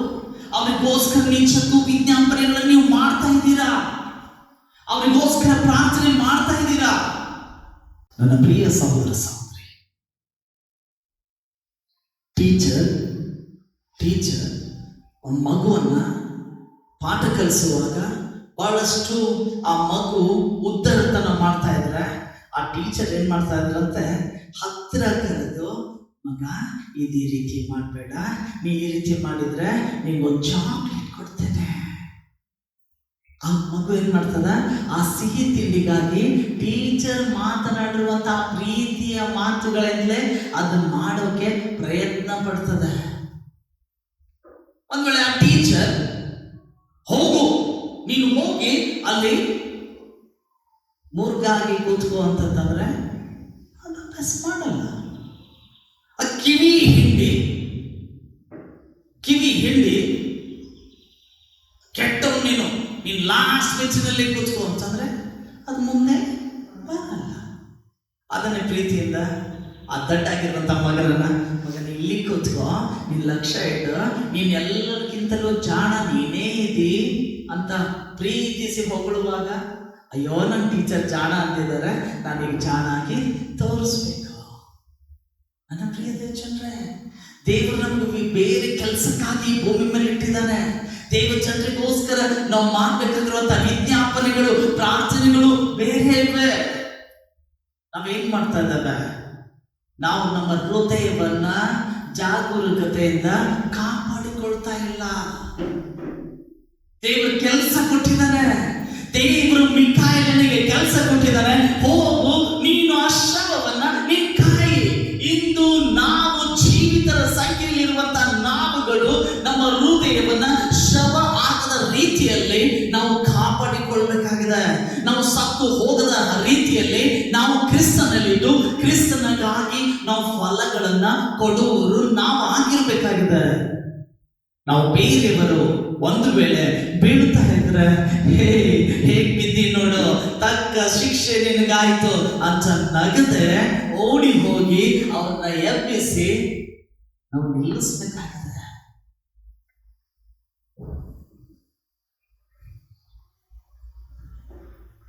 ಯೆರೂಸಲೇಮಿನಿಂದ ಯೆರಿಕೋ ಹೋಗ್ತಾ ಇರುವಂತ ಒಬ್ಬ ವ್ಯಕ್ತಿಯನ್ನ ನೋಡ್ಕೊತಾ ಇದ್ದಾನೆ. ಅಲ್ಲಿ ಅವನನ್ನ ಆರೇ ಜೀವ ಮಾಡಿ ಬಿಟ್ಬಿಟ್ಟಿದ್ದಾರೆ. ಅಲ್ಲಿ ಒಬ್ಬ ವ್ಯಕ್ತಿ ಬರ್ತಾ ಇದ್ದಾನೆ, ಶಾಸ್ತ್ರಿ. ಅವನನ್ನು ನೋಡಿ ನರಳಾಡೋದು ನೋಡಿ ಇವನು ಕೊಡುವೆ ನನಗೆ ಯಾಕಂತೇಳಿ ಹಾಗೆ ಹೋಗ್ತಾ ಇದ್ದಾನೆ. ಸಾಯಿ ಬರ್ತಾ ಇದ್ದಾನೆ, ಅವನು ನೋಡಿ ಹಾಗೆ ಹೋಗ್ತಾ ಇದ್ದಾನೆ. ಲಾಸ್ಟಿಗೆ ಸಮಾರ್ಯದವನು ಬರ್ತಾ ಇದ್ದಾನೆ. ಈ ಸಮಾರ್ಯದವನನ್ನ ನೋಡುವಾಗ ಅವನನ್ನ ಕರುಣಿಸಿ ಅವನಿಗೆ ಟ್ರೀಟ್ ಮಾಡ್ತಾ ಇದ್ದಾನೆ. ಅವನಿಗೆ ಗಾಯಗಳಿಗೆ ಎಣ್ಣೆಯನ್ನು ಹೊಯ್ತಾ ಇದ್ದಾನೆ, ದ್ರಾಕ್ಷಾರಸವನ್ನ ಹಾಕ್ತಾ ಇದ್ದಾನೆ, ಆರೈಕೆ ಮಾಡ್ತಾ ಇದ್ದಾನೆ. ಮತ್ತೆ ತಿರುಗಿ ಛತ್ರದವನ ಹತ್ರ ಹೋಗಿ ಇವನನ್ನು ಉಪಚರಿಸು, ನಾನು ತಿರುಗಿ ಬರ್ತೇನೆ, ಬಂದು ನೀನೇನ್ ಖರ್ಚು ಮಾಡಿದೀಯೋ ಅದನ್ನ ತಿರುಗಿ ನಿನಗೆ ವಾಪಸ್ ನಾನು ಏನ್ ಮಾಡ್ತೇನೆ ನಿನಗೆ ಕೊಡ್ತೇನೆ. ನನ್ನ ಪ್ರಿಯ ದೇವಚಂದ್ರ, ನನ್ನನ್ನ ಸೈತಾನ ಗಾಯಗೊಳಿಸಿದಾನೆ, ನನ್ನನ್ನ ಅರೆ ಜೀವ ಮಾಡಿದಾನೆ, ನನಗೆ ಬಹಳಷ್ಟು ನೋವಾಗಿದೆ. ಈಗ ನನ್ನನ್ನು ಹೊತ್ತುಕೊಂಡು ದೇವರು ನಿಮ್ಮ ಬಳಿ ಕೊಡ್ತಾ ಇದ್ದಾನೆ. ನೀವ್ಯಾರು? ಛತ್ರದವರು. ನೀವ್ಯಾರು? ಛತ್ರದವರು. ನೀವು ಉಪಚರಿಸುವವರು. ಯೇಸು ಕ್ರಿಸ್ತನು ಹೇಳ್ತಾ ಇದ್ದಾನೆ, ನೀನು ಇವನನ್ನ ಸರಿಯಾಗಿ ಉಪಚರಿಸು, ನೀನೇನ್ ಖರ್ಚು ಮಾಡ್ತೀಯೋ ಇವನಿಗೆ ಅದನ್ನ ನಾನು ತಿರುಗಿ ಬಂದು ನಿನಗೆ ಕೊಡ್ತೇನೆ. ನೀನೇನ್ ಖರ್ಚು ಮಾಡ್ತಿ? ಪ್ರೀತಿಯನ್ನ ನೀನು ನನಗೆ ಖರ್ಚು ಮಾಡ್ತಿ, ನೀನು ತಾಳ್ಮೆಯಿಂದ ನನ್ನನ್ನು ನೋಡಿಕೊಳ್ತಿ, ಸಂತೋಷವನ್ನ ನೀನು ಖರ್ಚು ಮಾಡಿ ನನ್ನನ್ನು ನೋಡ್ಕೋತಿ. ದೇವರು ಹೇಳ್ತಾ ಇದ್ದಾನೆ, ತಿರುಗಿ ಬಂದು ಎಲ್ಲವನ್ನ ನಾನು ನಿನಗೆ ಕೊಡ್ತೇನೆ ಎಂಬುದಾಗಿ. ಹಾಲೆಲೂಯಾ. ಪ್ರಿಯ ಸಹೋದರ ಸಹೋದರಿ, ನೀನೇನ್ ಟ್ರೀಟ್ ಮಾಡ್ತೀಯೋ, ನೀನ್ ಯಾರಿಗೆ ಯಾವ ರೀತಿ ನಡೆದುಕೊಳ್ತೀಯೋ ಅದೇ ರೀತಿಯಾಗಿ ನಾನು ತಿರುಗಿ ಬಂದು ನಿನಗೇನ್ ಮಾಡ್ತೇನೆ, ನೀನ್ ಮಾಡಿರುವಂತೆಲ್ಲವನ್ನ ನಾನು ನಿನಗೆ ತಿರುಗಿ ವಾಪಸ್ ಕೊಡ್ತೇನೆ. ನೀನ್ ಕಠೋರವಾಗಿ ನಡೆದುಕೊಂಡ್ರೆ ನಾನು ನಿನಗೆ ಕಠೋರವಾಗಿ ನಡೆದುಕೊಳ್ತೇನೆ. ನೀನ್ ಪ್ರೀತಿಯಿಂದ ನಡೆದುಕೊಂಡ್ರೆ ನಾನು ನಿನಗೆ ಪ್ರೀತಿಯಿಂದ ನಾನು ನಿನ್ನ ನಡ್ಕೊಳ್ತೇನೆ. ನೀನು ಸರಿಯಾಗಿ ಇವನ್ನ ಉಪಚರಿಸಿದ್ದೆ ಆದ್ರೆ ನಾನು ನಿನ್ನನ್ನು ಉಪಚರಿಸ್ತೇನೆ. ಹಾಲೆಲೂಯಾ. ಆ ಸಮಾರ್ಯದವರು ಬೇರೆ ಯಾರು ಅಲ್ಲ. ಆ ಸಮಾರ್ಯದವನು ಯೇಸು ಕ್ರಿಸ್ತನು ತನ್ನ ಬಗ್ಗೆ ಅಲ್ಲಿ ಒಂದು ಸಾಮ್ಯ ರೂಪವಾಗಿ ಹೇಳ್ತಾ ಇದ್ದಾನೆ. ಸಮಾರ್ಯದವರು ಯಾರು ಅಂತಂದ್ರೆ ಧಿಕ್ಕರಿಸಲ್ಪಟ್ಟವರು, ಯಾರು ಆ ಊರಿನಲ್ಲಿ ಕಾಲಿಡ್ತಾ ಇರಲಿಲ್ಲ, ಅವರು ತಳ್ಳಲ್ಪಟ್ಟವರಾಗಿದ್ರು. ಆ ಸಮಾರ್ಯದವನು ತಳ್ಳಲ್ಪಟ್ಟಿದ್ರು. ಅವನೇನ್ ಮಾಡ್ತಾ ಇದ್ದಾನೆ, ಇನ್ನೊಬ್ಬರನ್ನ ಉಪಚರಿಸ್ತಾ ಇದ್ದಾನೆ. ಗಾಯವನ್ನು ಅವನಿಗೆ ನೋಡಕ್ಕಾಗ್ತಾ ಇಲ್ಲ, ಪಾಪಿ ಎಂಬುದಾಗಿ ಅವನು ಸುಮ್ಮನೆ ಬಿಡ್ತಾ ಇಲ್ಲ, ಅವನಿಗೆ ಸಹಿಸ್ಕೊಳಕ್ಕಾಗ್ತಾ ಇಲ್ಲ.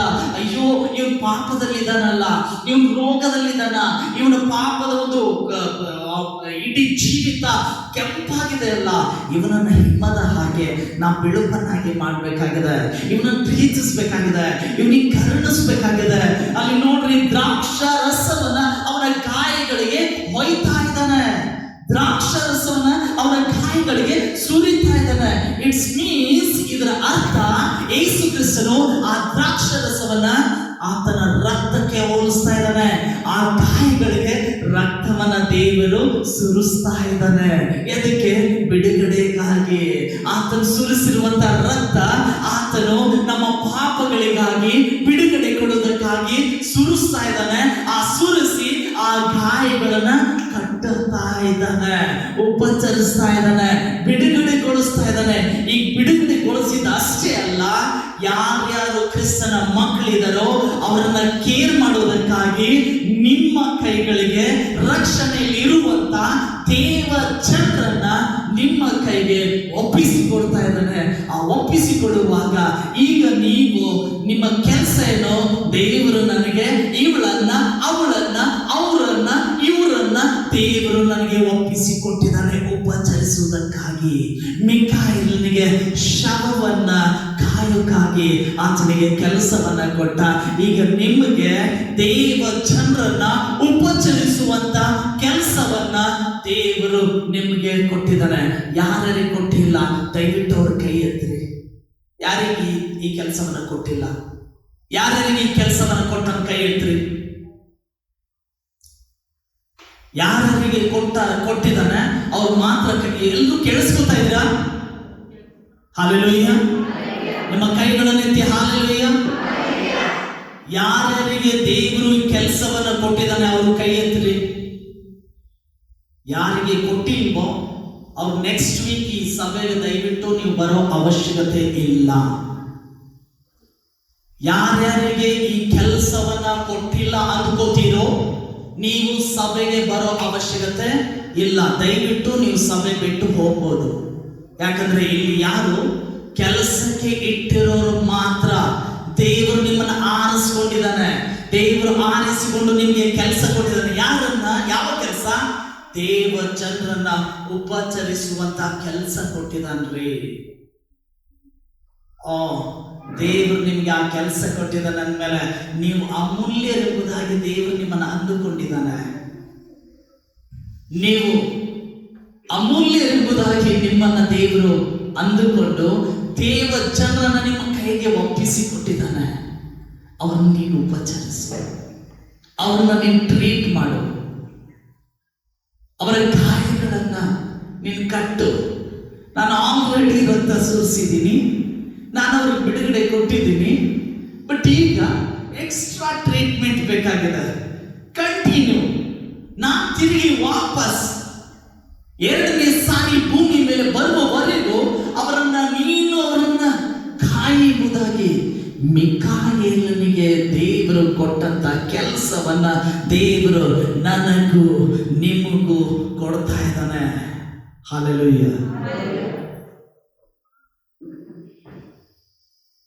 ಡ್ಯಾಡಿ ನೀ ಕೆಲಸ ಕೊಟ್ಬಿಟ್ಟು ನಾನು ಎಷ್ಟು ಬಿಸಿ ಇದ್ದೆ ಗೊತ್ತಾ ಅಂತೇನಾದ್ರೂ ದೇವರಿಗೆ ಕೇಳ್ತೀರಾ? ನಾನು ಇಡೀ ಮನೆ ಕೆಲಸ ಮಾಡಬೇಕು, ಇವ್ರನ್ನ ಯಾವಾಗ ಉಪಚರಿಸಲಿ? ನಾನು ಇಡೀ ದಿನ ಬೆಳಗ್ಗಿಂದ ರಾತ್ರಿವರೆಗೂ ಡ್ಯೂಟಿ ಮಾಡಬೇಕು, ಇವ್ರನ್ನ ಯಾವಾಗ ಉಪಚರಿಸಲಿ? ಮನೆಯಲ್ಲಿ ಅಡಿಗೆ ಮಾಡುವಾಗ ಫಸ್ಟ್ ದೇವರಿಗಾಗಿ ನೈವೇದ್ಯ ತೆಗೆದಿಡ್ತಾರೆ. ಪ್ರಥಮ ಮಾಡುವಂತ ಸ್ವೀಟ್ ಅದು ದೇವರಿಗಾಗಿ, ಪ್ರಥಮ ಫ್ರೈ ಅದು ದೇವರಾಗಿ, ಪ್ರಥಮ ಎಲ್ಲಾ ವಿಷಯದಲ್ಲಿ ಪ್ರಥಮ ಫಲ ಅದು ಯಾರಿಗ್ರಿ? ಅದು ದೇವರಿಗಾಗಿ. ಫಸ್ಟ್ ನೀನು ಈ ಪ್ರಥಮ ಕೆಲಸವನ್ನ ನೀನು ಮಾಡು, ನಂತರ ನಿನ್ನ ಕೆಲಸಗಳು. ಪ್ರತಿದಿನ ಮುಂಚೆನೆ ಇದ್ದು ನಿನಗೋಸ್ಕರ ದೇವರೇ ನನಗೆ ಆರೋಗ್ಯ ಕೊಡು, ನನ್ನ ಬಿಡುಗಡೆ ಕೊಡು, ನನ್ನ ಬಿಡುಗಡೆ ಕೊಡು, ನನ್ನ ಬಿಡುಗಡೆ. ಆಲ್ರೆಡಿ 2000 ಹಿಂದಲೇ ನಾನೇನು ಬಿಡುಗಡೆ ಕೊಟ್ಬಿಟ್ಟಿದ್ದೀನಿ. ಶಿಲ್ಬೆ ಮೇಲೆ ಆಲ್ರೆಡಿ ನಾನು ಬಿಡುಗಡೆ ಕೊಟ್ಟಿದ್ದೀನಿ. ಇನ್ನೂ ಕೊಡು ಕೊಡು ಕೊಡು ಅಂತ ನಿನ್ನ ಬಗ್ಗೆ ನೀನು ಪ್ರಾರ್ಥನೆ ಮಾಡೋದನ್ನ ಬಿಟ್ಟು ಹೊರಗಡೆ ಬಾ. ಈಗ ನಿನಗೆ ನಾನು ಆಲ್ರೆಡಿ ಬಿಡುಗಡೆ ಕೊಟ್ಟು ನಿನಗೊಂದು ಕೆಲಸ ಕೊಟ್ಟಿದ್ದೀನಿ. ಆ ಕೆಲಸ ಏನಂತಂದ್ರೆ ನೀನು ನಿನ್ನ ದೇವ ಜನರನ್ನ ಉಪಚರಿಸುವಂತ ಕೆಲಸ, ದೇವರ ವಿಜ್ಞಾಪನೆಗಳನ್ನ ಮಾಡುವಂತ ಕೆಲಸ. ಕೆಲವು ಜನರು ಹೀಗೆ ಅನ್ಕೋತಾರೆ, ಪ್ರೇಯರ್ನ ಮಾಡ್ತೇನೆ, ನಾನು ಪ್ರೇಯರ್ ಮಾಡ್ತೇನೆ, ಅದನ್ನು ನಾನು ಉಪಚರಿಸುವಂತ ಕೆಲಸನ ಮಾಡಲ್ಲ. ಅವರಿಗೋಸ್ಕರ ಪ್ರೇಯರ್ ಮಾಡ್ತೇನೆ. ನಾ ಅವಳನ್ನ ದ್ವೇಷ ಮಾಡಲ್ಲ, ಅವನನ್ನ ದ್ವೇಷ ಮಾಡಲ್ಲ, ಅವರನ್ನು ದ್ವೇಷ ಮಾಡಲ್ಲ, ಅವರನ್ನು ದ್ವೇಷ ಮಾಡಲ್ಲ. ನಾ ಎಲ್ಲರಿಗೋಸ್ಕರ ನಾ ಪ್ರತಿನಿತ್ಯ ನಾನು ಪ್ರಾರ್ಥನೆ ಮಾಡ್ತೇನೆ. ದೇವರೇ ನೀ ಅವ್ರನ್ನ ಕರುಣಿಸು. ಎಲ್ಲೇ ಮಗಳೇ ನೀ ಏನ್ ಪ್ರೇಯರ್ ಮಾಡ್ತಾ ಇದ್ದೆ? ನಾನು ಕರುಣಿಸಿದ್ದೀನಿ, ನೀನು ಮೊದಲು ಕರುಣಿಸು ಅಂತಂದ ದೇವರು ಅದೇ ರೀತಿಯಾಗಿ ಹೇಳ್ತಾನೆ. ನಾನು ಆಲ್ರೆಡಿ 2000 ವರ್ಷದ ಹಿಂದೆ ಅಯ್ಯೋ ಆ ಮಗನು ನರಕ ಸೇರಬಾರ್ದು, ಪಾಪದಲ್ಲಿ ಬೀಳಬಾರ್ದು, ನಾನು ಅವ್ರಿಗೆ ಬಿಡುಗಡೆ ಕೊಡಬೇಕು ಅನ್ನೋದಕ್ಕಾಗಿ ಅವರ ಪಾಪವನ್ನ ಶಿಲ್ಬೆ ಮೇಲೆ ಹೊತ್ಬಿಟ್ಟು ನಾನು ಬಿಡುಗಡೆ ಕೊಟ್ಬಿಟ್ಟಿದ್ದೀನಿ. ಈಗ ಕರುಣಿಸ್ಬೇಕಾಗಿದ್ದು ನಾನಲ್ಲ, ನೀನು ಕರುಣೆಯಿಂದ ನೋಡು. ಉಪಚರಿಸುವ ಉಪಚರಿಸುವಂತ ನೀನು ಅವರನ್ನ ಏನ್ ಮಾಡು, ಕರುಣೆಯಿಂದ ಉಪಚರಿಸು. ಸಾಧ್ಯನಾ? ಈ ಕೆಲಸ ಮಾಡೋಕೆ ನಿಮ್ಮಿಂದ ಸಾಧ್ಯನಾ?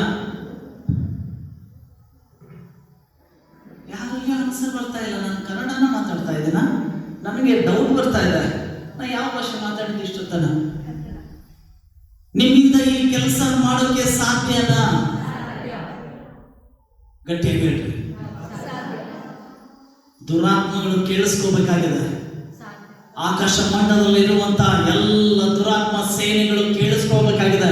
ಹೌದು, ಇವರು ದೇವರಲ್ಲಿ ಹೇಳ್ತಾ ಇದ್ದಾರೆ ಸಾಧ್ಯ, ನಾನು ಇನ್ನು ಮೇಲೆ ಉಪಚರಿಸ್ತೇನೆ ಅನ್ನುವಂತ ಮಾತು ಹೇಳ್ತಾ ಇದ್ದಾರೆ ಅಂತಂದು ಆ ಸೈತಾನನ ಎಲ್ಲ ದೂತರು ಕೇಳಿಸ್ಕೊಳ್ಬೇಕಾಗಿದೆ. ಸಾಧ್ಯನಾ? ಎಸ್, ನಮ್ಮಿಂದ ಎಲ್ಲವೂ ಸಾಧ್ಯ. ಯಾಕಂದ್ರೆ ನಮ್ಮ ಜೊತೆಗಾಗಿ ಯೇಸುವಾಗಿದ್ದಾನೆ. ನಮ್ಮಲ್ಲಿ ತಂದು ಹಾಕುವಂತ ಎಲ್ಲ ನೆಗೆಟಿವ್ ಥಾಟ್ಸ್ ಗಳನ್ನ ಲಯಪಡಿಸುವುದಕ್ಕೆ ನನ್ನಿಂದ ಸಾಧ್ಯ. ಯಾಕಂದ್ರೆ ದೇವರು ಆ ಬಲವನ್ನು ನನ್ನಲ್ಲಿ ಕೊಡ್ಲಿಕ್ಕಿದ್ದಾನೆ. ಹಲ್ಲೆಲೂಯ. ನನ್ನ ಪ್ರಿಯ ಸಹೋದರ ಸಹೋದರಿ, ನಾವು ಈ ಕೆಲಸ ಮಾಡಬೇಕಾಗಿದೆ. ನಾವು ಉಪಚರಿಸಬೇಕಾಗಿದೆ. ನಾವು ಟ್ರೀಟ್ ಮಾಡಬೇಕಾಗಿದೆ. ಯಾರ ಮೇಲೆ ಯಾರು ಯಾವುದೇ ರೀತಿಯಾದ ತೀರ್ಪನ್ನು ಮಾಡಬೇಡ್ರಿ. ನಿಮ್ಮ ಕೆಲಸ ಏನು, ಆ ಕೆಲಸ ಮಾತ್ರ ಯೋಚನೆ ಮಾಡ್ರಿ. ದೇವ್ರ ಕೆಲಸ ಕೊಟ್ಟಿದ್ದಾನೆ. ಮಿಕಾಯಲನ್ನು ಕೆಟ್ಟಿರುವಂತ ಕೆಲಸದ ರೀತಿಯಲ್ಲಿ ದೇವರು ನನಗೂ ಆ ಕೆಲಸ ಕೊಟ್ಟಿದ್ದಾನೆ. ಮಿಕಾಯಲನ್ನು ತೀರ್ಪು ಮಾಡಲಿಲ್ಲ, ನಾನು ತೀರ್ಪು ಮಾಡೋದಿಲ್ಲ. ಮಿಕಾಯಲನ್ನು ಯಾರನ್ನು ಖಂಡಿಸಲಿಲ್ಲ, ನಾನು ಇನ್ಮೇಲೆ ಖಂಡಿಸೋದು ಬೇಡ. ಅರ್ಥ ಆಗ್ತಾ ಇದೆಯಾ? ಅರ್ಥ ಆಗ್ತಾ ಇದೆಯಾ? ಯಾಕೋಬನ ಬರೆದ ಗ್ರಂಥ 4ನೇ ಅಧ್ಯಾಯ 7ನೇ ವಚನ, ಹೀಗಿರಲಾಗಿ ದೇವರಿಗೆ ಒಳಗಾಗಿರ್ರಿ, ಸೈತಾನನನ್ನ ಎದುರಿಸ್ರಿ, ಅವನು ನಿಮ್ಮನ್ನ ಬಿಟ್ಟು ಓಡಿ ಹೋಗುವನು. ಅಂದ್ಮೇಲೆ ಈಗ ಪ್ರೆಸೆಂಟ್ ಅವನು ಯಾರ ಹತ್ರ ಇದ್ದಾನೆ? ಎಲ್ಲಿದ್ದಾನೆ ಅವನು? ಈಗ ಹೇಳ್ರಿ, ಎಲ್ಲಿದ್ದಾನೆ?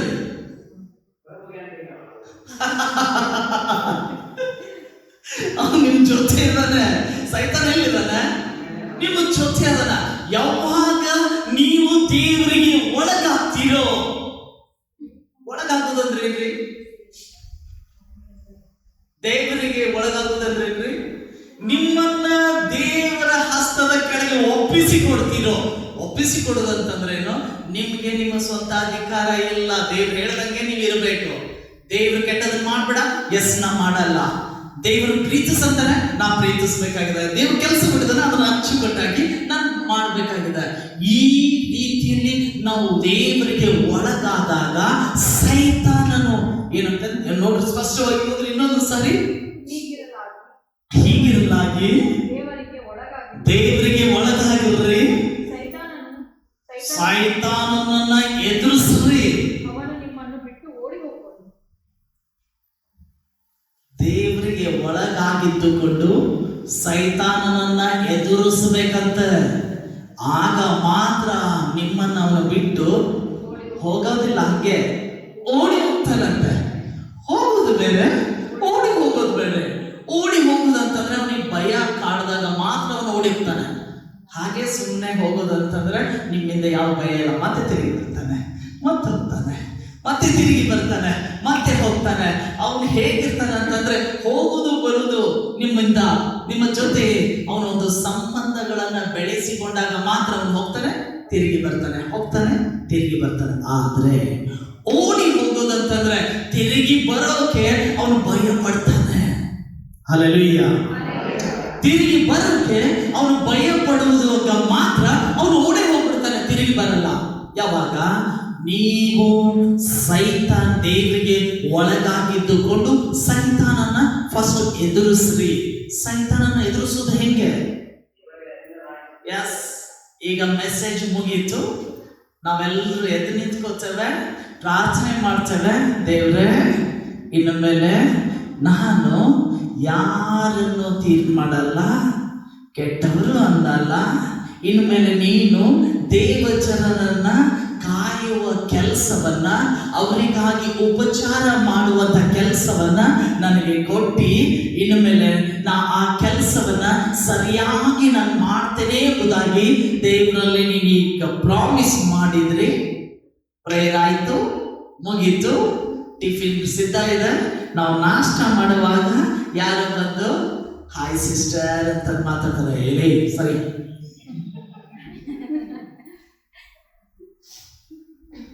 ಸೈತಾನ ಆಲ್ರೆಡಿ ತಂದು ಹಾಕ್ತಾ ಇದ್ದ, ನಿಮಗೆ ಎದುರಿಸ್ಬೇಕಾಗಿದೆ. ನಿಮ್ಗೆ ಶ್ರೀದೇವಿ ಸಿಸ್ಟರ್ ಹೇಳ್ಕೊಡ್ತಾರೆ, ಏ ಪೃಥ್ವಿ, ನೀನು ಅವಳೊಟ್ಟಿಗೆ ಮಾತಾಡ್ಬೇಡ. ಸೈತಾನ ಶ್ರೀದೇವಿ ಸಿಸ್ಟರ್ ಮೂಲಕ ಹೇಳ್ತಾ ಇದ್ದಾನೆ, ಮಾತಾಡ್ಬೇಡ. ಈಗ ನೀನೇನ್ ಮಾಡ್ಬೇಕಾಗಿದೆ? ನಾನು ದೇವರನ್ನ ಪ್ರೀತಿಸುವವಳು, ನಾನು ದೇವರು ಹೇಳಿದ ಉಪಚಾರವನ್ನ ಮಾಡುವಂತವಳು, ನಾನು ಸೈತಾನನ ಎದುರಿಸ್ಬೇಕಾಗಿದೆ. ನಾನು ಮಾತನಾಡ್ತೇನೆ, ನಾನು ಪ್ರೀತಿಸ್ತೇನೆ, ನಾನು ಕೇರ್ ಮಾಡ್ತೇನೆ, ನಾನು ದೇವ ಜನರೆಂಬುದಾಗಿ ಎಲ್ಲರನ್ನ ನಾನು ಪ್ರೀತಿ ಮಾಡ್ತೇನೆ. ನೀನು ಅವರನ್ನ ಮಾತಾಡ್ಸಿದ್ರೆ ನಿನ್ನ ಫ್ರೆಂಡ್ಶಿಪ್ ಅನ್ನ ನಾನು ಬಿಡ್ತೇನೆ ಅಂತೊಂದು ಡೈಲಾಗ್ ಹೊಡಿತಾರೆ. ಅವಾಗ ಈ ಡೈಲಾಗ್ ಹೊಡಿತಾರೆ, ನೀನು ಅವರನ್ನ ಮಾತನಾಡಿಸಿದ್ರೆ ನಾನೇನ್ ಮಾಡ್ತೇನೆ, ನಿನ್ ಫ್ರೆಂಡ್ಶಿಪ್ ಅನ್ನ ಬಿಡ್ತೇನೆ. ಎಸ್, ಬಿಟ್ರೂ ಪರವಾಗಿಲ್ಲ, ದೇವ್ರು ನನಗೆ ಕೊಟ್ಟಿರುವಂತ ಕೆಲಸವನ್ನ ನಾನೇನ್ ಮಾಡ್ಬೇಕಾಗಿದೆ, ಸರಿಯಾಗಿ ಮಾಡ್ಬೇಕಾಗಿದೆ. ನೀವು ಕಣ್ಣು ತೆಗೆದು ಯಾರು ನಿದ್ದೆ ಅಂತೂ ಮಾಡ್ತಾ ಇಲ್ಲಲ್ಲ, ಕಣ್ಣು ತೆಗೆದು ನಿದ್ದೆ ಮಾಡ್ತಾ ಇಲ್ಲಲ್ಲ, ಎಲ್ಲರೂ ಕೇಳಿಸ್ಕೊತಾ ಇದ್ದೀರಾ? ಕೇಳಿಸ್ಕೊತಾ ಇದ್ದೀರಾ? ಯಾಕಂದ್ರೆ ಎಲ್ಲರೂ ಶೇಕ್ ಆಗ್ತಾ ಇಲ್ಲ, ಎಲ್ಲರೂ ಕೇಳಿಸ್ಕೊತಾ ಇದ್ರಲ್ಲ. ನಾನು ನಿನ್ನ ತಾಯಿ ಪುರಂದರಿಗೆ ಹೇಳ್ತೀರಿ, ಅರ್ಜುನನ್ ಹೊಡೆದ ಹೊರಗ ಇಲ್ಲ ಮಮ್ಮಿ, ಅವನು ದೇವಜನ, ದೇವಚಂದ್ರವನು, ಅವನನ್ನ ಪ್ರೀತಿಸುವಂತ ದೇವರು ಹೇಳಿದ್ದಾನೆ. ಅವನನ್ನು ನಾನು ಎಲ್ಲಿದ್ದಾನೆ? ಅರ್ಜುನ್ ಕಾಣ್ತಾ ಇಲ್ಲ. ಓ ಸಾರಿ, ಅವನನ್ನು ನಾವು ಪ್ರೀತಿ ಮಾಡೋಣ ಮಮ್ಮಿ. ನಾನು ನಿನ್ನ ಮಮ್ಮಿ ಹೋಗಲ್ವೋ, ನಾನ್ ಬೇಕಾಗಿದ್ರೆ ನೀ ಅವನನ್ನು ಹೊರಗಾಕ. ಅವ್ನು ಲೇಟ್ ನೈಟ್ ಆಗಿ ಬಂದ ರಾತ್ರಿ, ಏನ್ ಮಾಡ್ತೀವಿ? ಅಯ್ಯೋ, ಇವಳು ನನ್ನ ತಾಯಿ ನೋಡ್ಲೋ, ನನ್ನ ತಮ್ಮನನ್ನು ನೋಡ್ಲೋ. ಆಗ ನೀನೇನ್ ಮಾಡ್ಬೇಕಾಗಿದೆ? ದೇವರು ಕೊಡುವಂತ ಜ್ಞಾನದಿಂದ ತಾಯಿಗೆ ಹೇಳ್ಬೇಕಾಗಿದೆ, ಮಮ್ಮಿ ನಾವು ನನ್ನ ಕ್ಷಮಿಸೋಣ. ಅವನಿಗೆ ಬುದ್ಧಿ ಹೇಳ್ಬೇಕಾಗಿದೆ, ತಮ್ಮ ನೀನ್ ಲೇಟ್ ನೈಟ್ ಬಂದ್ರೆ ಮಮ್ಮಿ ಇನ್ನೊಂದ್ಸರಿ ನೀನು ಶಿಕ್ಷಿಸ್ತಾರೆ, ಇದೊಂದ್ಸರಿ ಕ್ಷಮಿಸಿ ನಿನ್ನನ್ನು ಒಳಗಡೆ ಕರ್ಕೊತೇನೆ. ಅರ್ಥ ಇದೆ? ನನ್ನ ಪ್ರಿಯ ಸಹೋದರ ಸಹೋದರಿ, ದೇವರು ಎಲ್ಲಾ ವಿಷಯದಲ್ಲಿ ನಿಮಗೆ ಜ್ಞಾನ ಕೊಟ್ಟಿದ್ದಾನೆ. ಆ ಜ್ಞಾನದಿಂದ ಉತ್ತರಿಸುವುದಕ್ಕಾಗಿ ನೀವು ಶಕ್ತರಾಗಿರಿ. ಸೈತಾನನು ತರುವಂತ ತಂತ್ರೋಪಾಯಗಳು ಇವೆ. ಎಮೋಷನಲಿ ನಿಮ್ಮನ್ನ ಬಂಧಿಸುವುದಕ್ಕೆ ಪ್ರಯತ್ನ ಪಡ್ತಾನೆ, ಎಮೋಷನಲಿ ನಿಮ್ಮನ್ನ ಕಟ್ಟು ಹಾಕುವುದಕ್ಕಾಗಿ ಪ್ರಯತ್ನ ಪಡ್ತಾನೆ, ಎಮೋಷನಲಿ ನೀವು ಸಂಪೂರ್ಣವಾಗಿ ನಿಮ್ಮನ್ನ ಅವನು ಸೋಲುವ ಹಾಗೆ ನಿಮ್ಮನ್ನ ಕಾರ್ಯ ಮಾಡ್ತಾ ಇರ್ತಾನೆ. ಆದ್ರೆ ನೀವು ದೇವರ ಮಕ್ಕಳಾಗಿದ್ದೇ ಆದ್ರೆ ಆ ತಂತ್ರೋಪಾಯಗಳನ್ನು ಎದುರಿಸುವುದಕ್ಕೆ ಶಕ್ತರಾಗ್ತೀರಾ. ಸೈತಾನನನ್ನು ಎದುರಿಸ್ರಿ. ಈ ರೀತಿಯಾಗಿ ಎದುರಿಸುವಾಗ ಅವ ನಿಮ್ಮ ಜೊತೆ ಅಲ್ರಿ, ಅವನು ಬಿಟ್ಟು ಓಡಿ ಹೋಗ್ತಾನೆ ಎಂಬುದಾಗಿ ವಾಕ್ಯ ಹೇಳ್ತಾ ಇದೆ. ಹಲ್ಲೆಲೂಯಾ. ಓಕೆ, ಅವನು ಬಿಟ್ಟು ಓಡಿ ಹೋಗ್ತಾನೆ. ಆಗ ನೀವೇನ್ ಮಾಡ್ರಿ? ದೇವರ ಸಮೀಪಕ್ಕೆ ಬರ್ರಿ. ಓಹೋ, ನೋಡ್ರಿ ಇಲ್ಲಿ ಫಸ್ಟ್ ನೀವು ಸೈತಾನನ್ನ ಎದುರಿಸ್ರಿ. ಅವನು ನಿಮ್ಮನ್ನು ಬಿಟ್ಟು ಓಡಿ ಹೋಗುವನು. ಫಸ್ಟ್ ದೇವರಿಗೆ ಒಳಗಾಗಿ ಸೈತಾನನ್ನ ಎದುರಿಸ್ರಿ. ದೇವರಿಗೆ ಒಳಗಾಗಿ ಸೈತಾನನ್ನ ಎದುರಿಸ್ರಿ, ಅವನು ನಿಮ್ಮನ್ನು ಬಿಟ್ಟು ಹೋಗುವನು. ನಂತರ ದೇವರ ಸಮೀಪಕ್ಕೆ ಬನ್ರಿ, ಆಗ ಆತನೂ ನಿಮ್ಮ ಸಮೀಪಕ್ಕೆ ಬರುವನು. ಪಾಪಿಗಳೇ, ನಿಮ್ಮ ಕೈಗಳನ್ನ ಶುಚಿ ಮಾಡಿಕೊಳ್ಳ್ರಿ. ಎರಡು ಮನಸ್ಸುಳ್ಳವರೇ, ನಿಮ್ಮ ಹೃದಯಗಳನ್ನ ನಿರ್ಮಲ ಮಾಡಿಕೊಳ್ಳ್ರಿ. ದುಃಖಿಸ್ರಿ, ಗೋಳಾಡ್ರಿ, ಕಣ್ಣೀರಿಡ್ರಿ. ನಗುವುದನ್ನ ಬಿಟ್ಟು ಗೋಳಾಡ್ರಿ, ಸಂತೋಷವನ್ನ ಬಿಟ್ಟು ಮನಗುಂದಿದವರಾಗಿ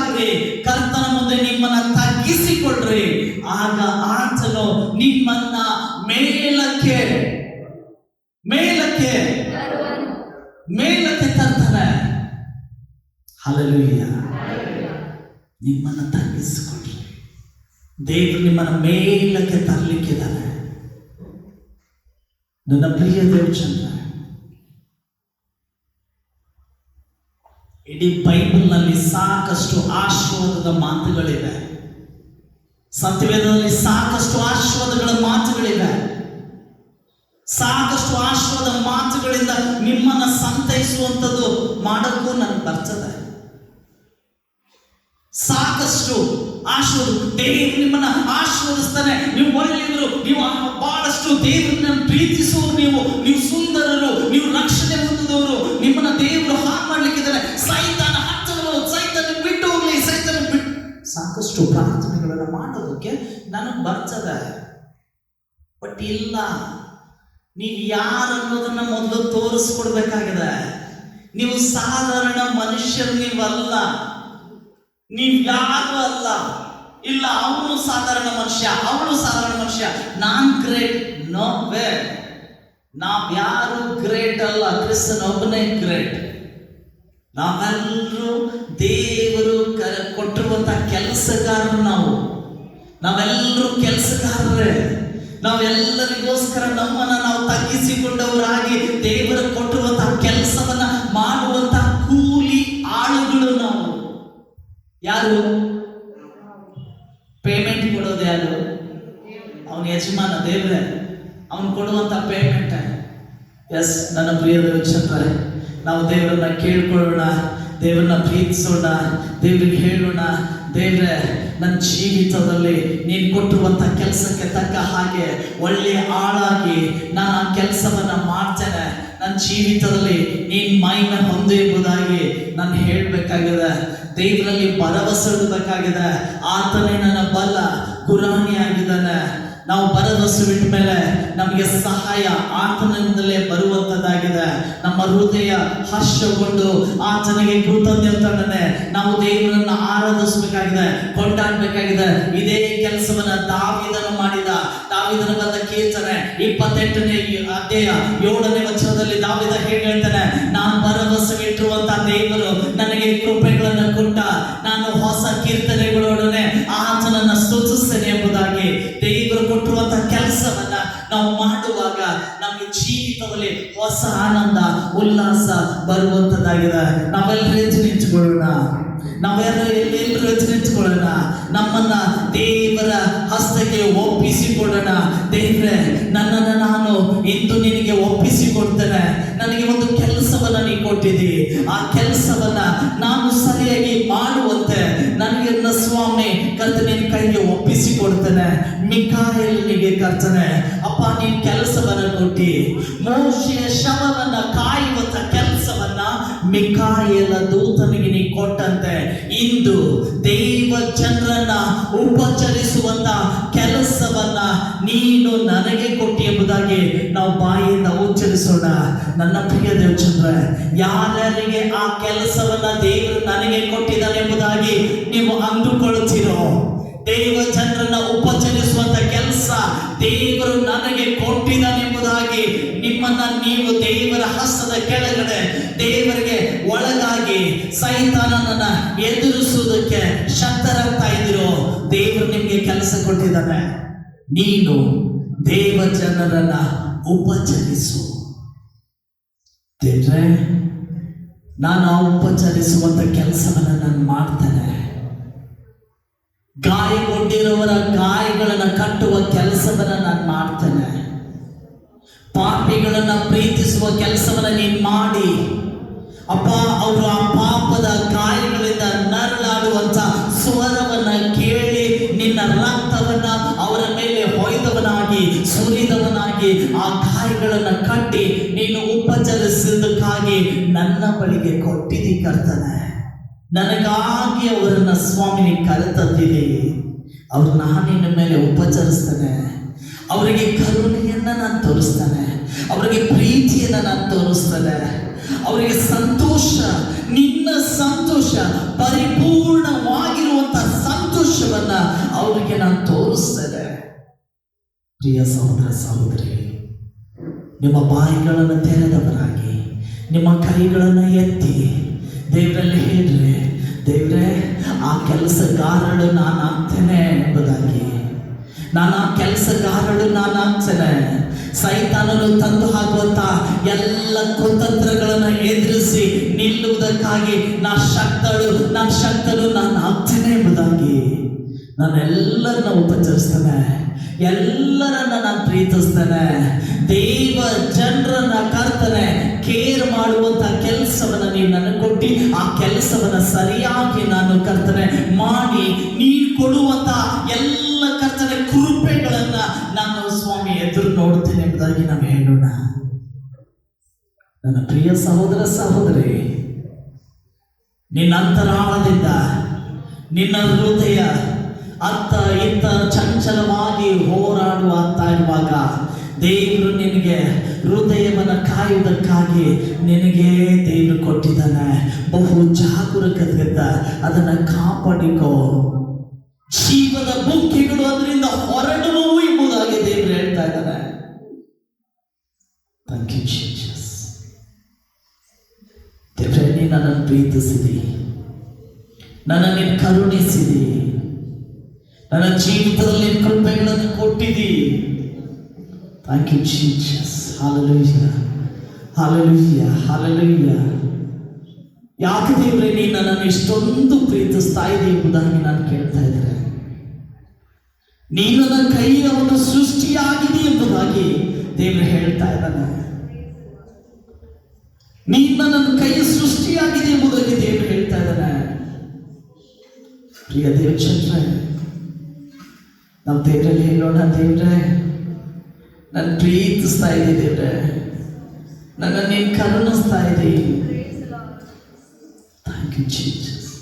ಅನೇಕ ಸಾರಿ ಕರ್ತನೆ ನಿನ್ನ ಕೊಟ್ಟಿರುವಂತ ಕೆಲಸವನ್ನ ಮರೆತು ನಾವು ಒಬ್ಬರನ್ನೊಬ್ಬರು ಕರ್ತನೆ ಸ್ವಾಮಿ ದ್ವೇಷಿಸಿ ನಾವು ಮುಖ ಭಂಗ ಮಾಡಿಕೊಂಡು ಕರ್ತನೆ ನಾವು ಒಬ್ಬರನ್ನೊಬ್ಬರು ಮೇಲೆ ತೀರ್ಪನ್ನ ಮಾಡಿ ಕರ್ತನೆ ನಾವು ನಡೆದುಕೊಂಡಿದ್ದೇವೆ ಕರ್ತನೆ. ಆದರೂ ನೀನನ್ನು ಪ್ರೀತಿಸಿ ಕರುಣಿಸಿ ನಮ್ಮನ್ನು ನೀನು ಇಲ್ಲಿ ಇಟ್ಟಿದ್ದಕ್ಕಾಗಿ ನಿನಗೆ ಸ್ತೋತ್ರ. Thank you Jesus. मैंने पूछा प्रभु से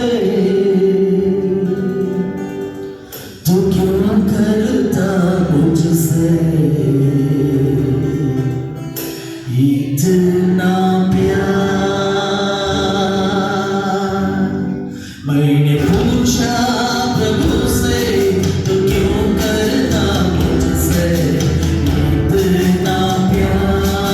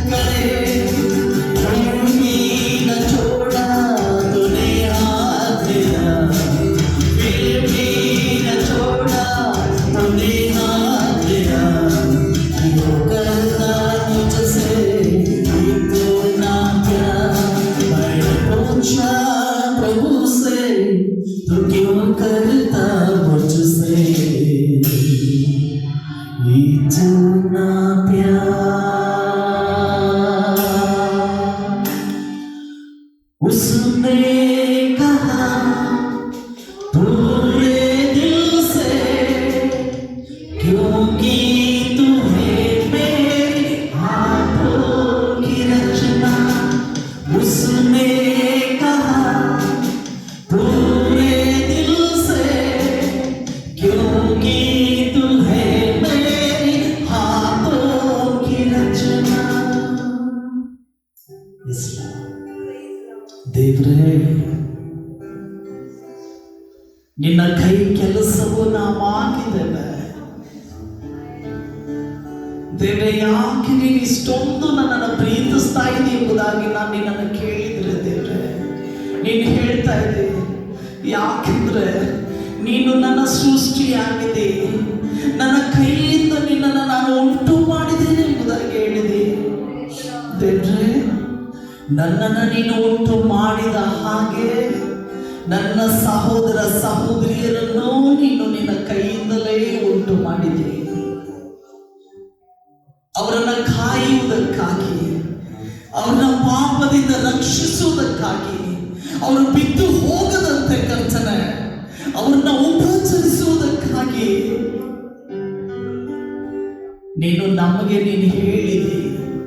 ದೇವ ಜನರಿಗಾಗಿ ವಿಜ್ಞಾಪನೆಗಳನ್ನು ಮಾಡ್ರಿ, ಉಪಚರಿಸ್ರಿ, ಮಾನ ಮರ್ಯಾದೆ ತೋರಿಸುವುದರಲ್ಲಿ ಒಬ್ಬರಿಗಿಂತ ಒಬ್ಬರು ನೀವು ಮೇಲ್ ಹಾಕಿರ್ರಿ ಎಂಬುದಾಗಿ ನೀವು ಹೇಳಿದೆ.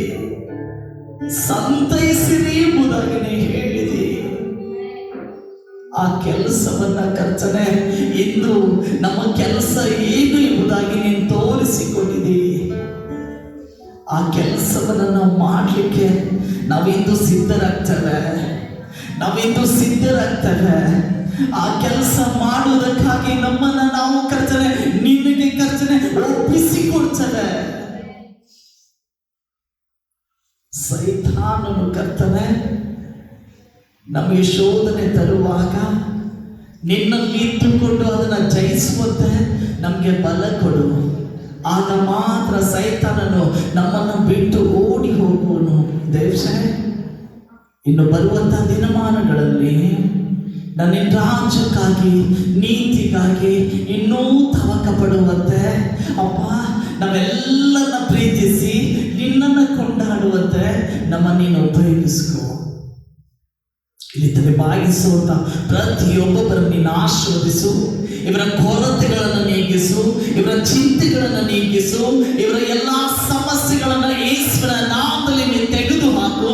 ನೀನು ಕೊಟ್ಟಿರುವಂತ ಕೆಲಸವನ್ನ ಇವರು ಮಾಡುವುದಾದ್ರೆ ಇವರಿಗಾಗಿ ನೀನು ಚಿಂತಿಸುವ ದೇವರಾಗಿದ್ದೆ, ಇವರಿಗಾಗಿ ನೀನು ಅದ್ಭುತ ಮಾಡುವಂತ ದೇವರಾಗಿದ್ದೆ, ಇವರಿಗಾಗಿ ನೀನು ಒಳ್ಳೆಯ ಆಶೀರ್ವಾದಗಳನ್ನ ಇವರಿಗಾಗಿ ನೀನು ಇಟ್ಟಿದ್ದಿ ದೇವ್ರೆ. ಇವರೆಲ್ಲ ಚಿಂತೆಗಳನ್ನ ನಿನ್ನ ಶಿಲ್ಬೆ ಮೇಲೆ ಹಾಕ್ತೇವೆ. ನೀನು ಇವರಿಗೆ ಬಿಡುಗಡೆ ಕೊಡ್ಲಿಕ್ಕಿದೆ, ಇವರಿಗೆ ನೀನು ಬಿಡುಗಡೆ ಕೊಡ್ಲಿಕ್ಕಿದೆ, ಅದ್ಭುತದಲ್ಲಿ ಇವರುಗಳನ್ನ ನೀನು ಮಾಡ್ಲಿಕ್ಕಿದೆ. ತಂದೆಯಾದ ದೇವ್ರೆ, ಶಾರು ನಿನ್ನ ರೋಜಾ ಹೂವು ನೀನಾಗಿದೆ. ನಿನ್ನನ್ನು ಕೊಂಡಾಡ್ತೇನೆ ದೇವ. Thank you Jesus. ನೀ ನಮ್ಮ ಪ್ರೀತಿಯಾಗಿದೆ. ನಾವೆಲ್ಲರೂ ಹೇಳೋಣ, ನಮ್ಮ ಕೈಗಳಲ್ಲಿ ಎತ್ತಿ, ನೀನು ನಮಗೆ ಜೀವ ಜಲವಾಗಿ ಕೊಡುವ ದೇವರಾಗಿದೆ. ಅದರಿಂದಲೇ ನಾವು ತೃಪ್ತರಾಗಲಿಕ್ಕಿದ್ದಾರೆ ಕರ್ತನೆ. ತಿಳಿದಾವತಿಯಲ್ಲಿ ತಲೆಬಾಗಿಸುವಂತ ಪ್ರತಿಯೊಬ್ಬರನ್ನ, ನಿನ್ನ ವಾಕ್ಯವನ್ನ ಕೇಳುವಂತ ಪ್ರತಿಯೊಬ್ಬರನ್ನ, ಆ ವಾಕ್ಯವನ್ನ ಕೇಳಿ ಇನ್ನು ಮೇಲೆ ನೀನು ನಮಗೆ ಕೊಟ್ಟಿರುವಂತ ಕೆಲಸವನ್ನ ನಾವು ಸರಿಯಾಗಿ ಮಾಡ್ತೇವೆ ಎಂಬುದಾಗಿ ನಿನಗೆ ಪ್ರಾಮಿಸ್ ಮಾಡುವಂತ ಪ್ರತಿಯೊಬ್ಬರ ಜೊತೆ ನೀನೇ ಆಗಿರು. ಯೇಸುವಿನ ಒಂದು ನಾಮದಲ್ಲಿ ಬೇಡ್ತೇವೆ, ಆಮೆನ್. ನಾವು ಕರ್ತನ ಕಲಿಸಿಕೊಟ್ಟಿರುವಂತ ಪ್ರಾರ್ಥನೆಯನ್ನು ಹೇಳೋಣ. ಪರಲೋಕದಲ್ಲಿರುವ ನಮ್ಮ ತಂದೆ, ನಿನ್ನ ನಾಮ ಪರಿಶುದ್ಧರಿಂದ ಎಣಿಸಲ್ಪಡಲಿ. ನಿನ್ನ ರಾಜ್ಯ ಬರಲಿ. ನಿನ್ನ ಚಿತ್ತವು ಪರಲೋಕದಲ್ಲಿ ಪ್ರಕಾರ ಭೂಲೋಕದಲ್ಲಿ ನೆರವೇರಲಿ. ನಮ್ಮ ಅನುದಿನದ ಆಹಾರವನ್ನು ಇವತ್ತು ದಯಪಾಲಿಸಿಕೊಡು. ನಮ್ಮ ತಪ್ಪು ಮಾಡಿದನ್ನು ನಾವು ಕ್ಷಮಿಸುವಂತೆ ನಮ್ಮ ತಪ್ಪುಗಳನ್ನು ಕ್ಷಮಿಸು. ನಮ್ಮ ಶೋಧನೆಗೆ ಸೇರಿಸದೆ ಕೇಳಿಂದ ನಮ್ಮನ್ನು ತಪ್ಪಿಸು. ಈಗ ರಾಜ್ಯ ಬಲವು ಮಹಿಮೆ ಸದಾಕಾಲ ನಿನಗೆ ತಂದೆ. ಆಮೆನ್. ನಮ್ಮ ಕರ್ತನಾದ ಯೇಸು ಕ್ರಿಸ್ತನ ಕೃಪೆ ತಂದೆಯಾದ ದೇವರ ಪ್ರೀತಿಯು, ಪರಿಶುದ್ಧಾತ್ಮನ ಐಕ್ಯತೆ, ಅನ್ಯೋನ್ಯತೆ, ಸಹವಾಸ ತಲೆಬಾಗಿಸುವಂತ ಮಕ್ಕಳಲ್ಲಿ ವಾಸವಾಗಿರಲಿ. ಆಮೆನ್. Hallelujah, hallelujah. ದೇವರು ನಿಮ್ಮನ್ನು ಹೇರಳುವಾಗ ಆಶೀರ್ವದಿಸಲಿ.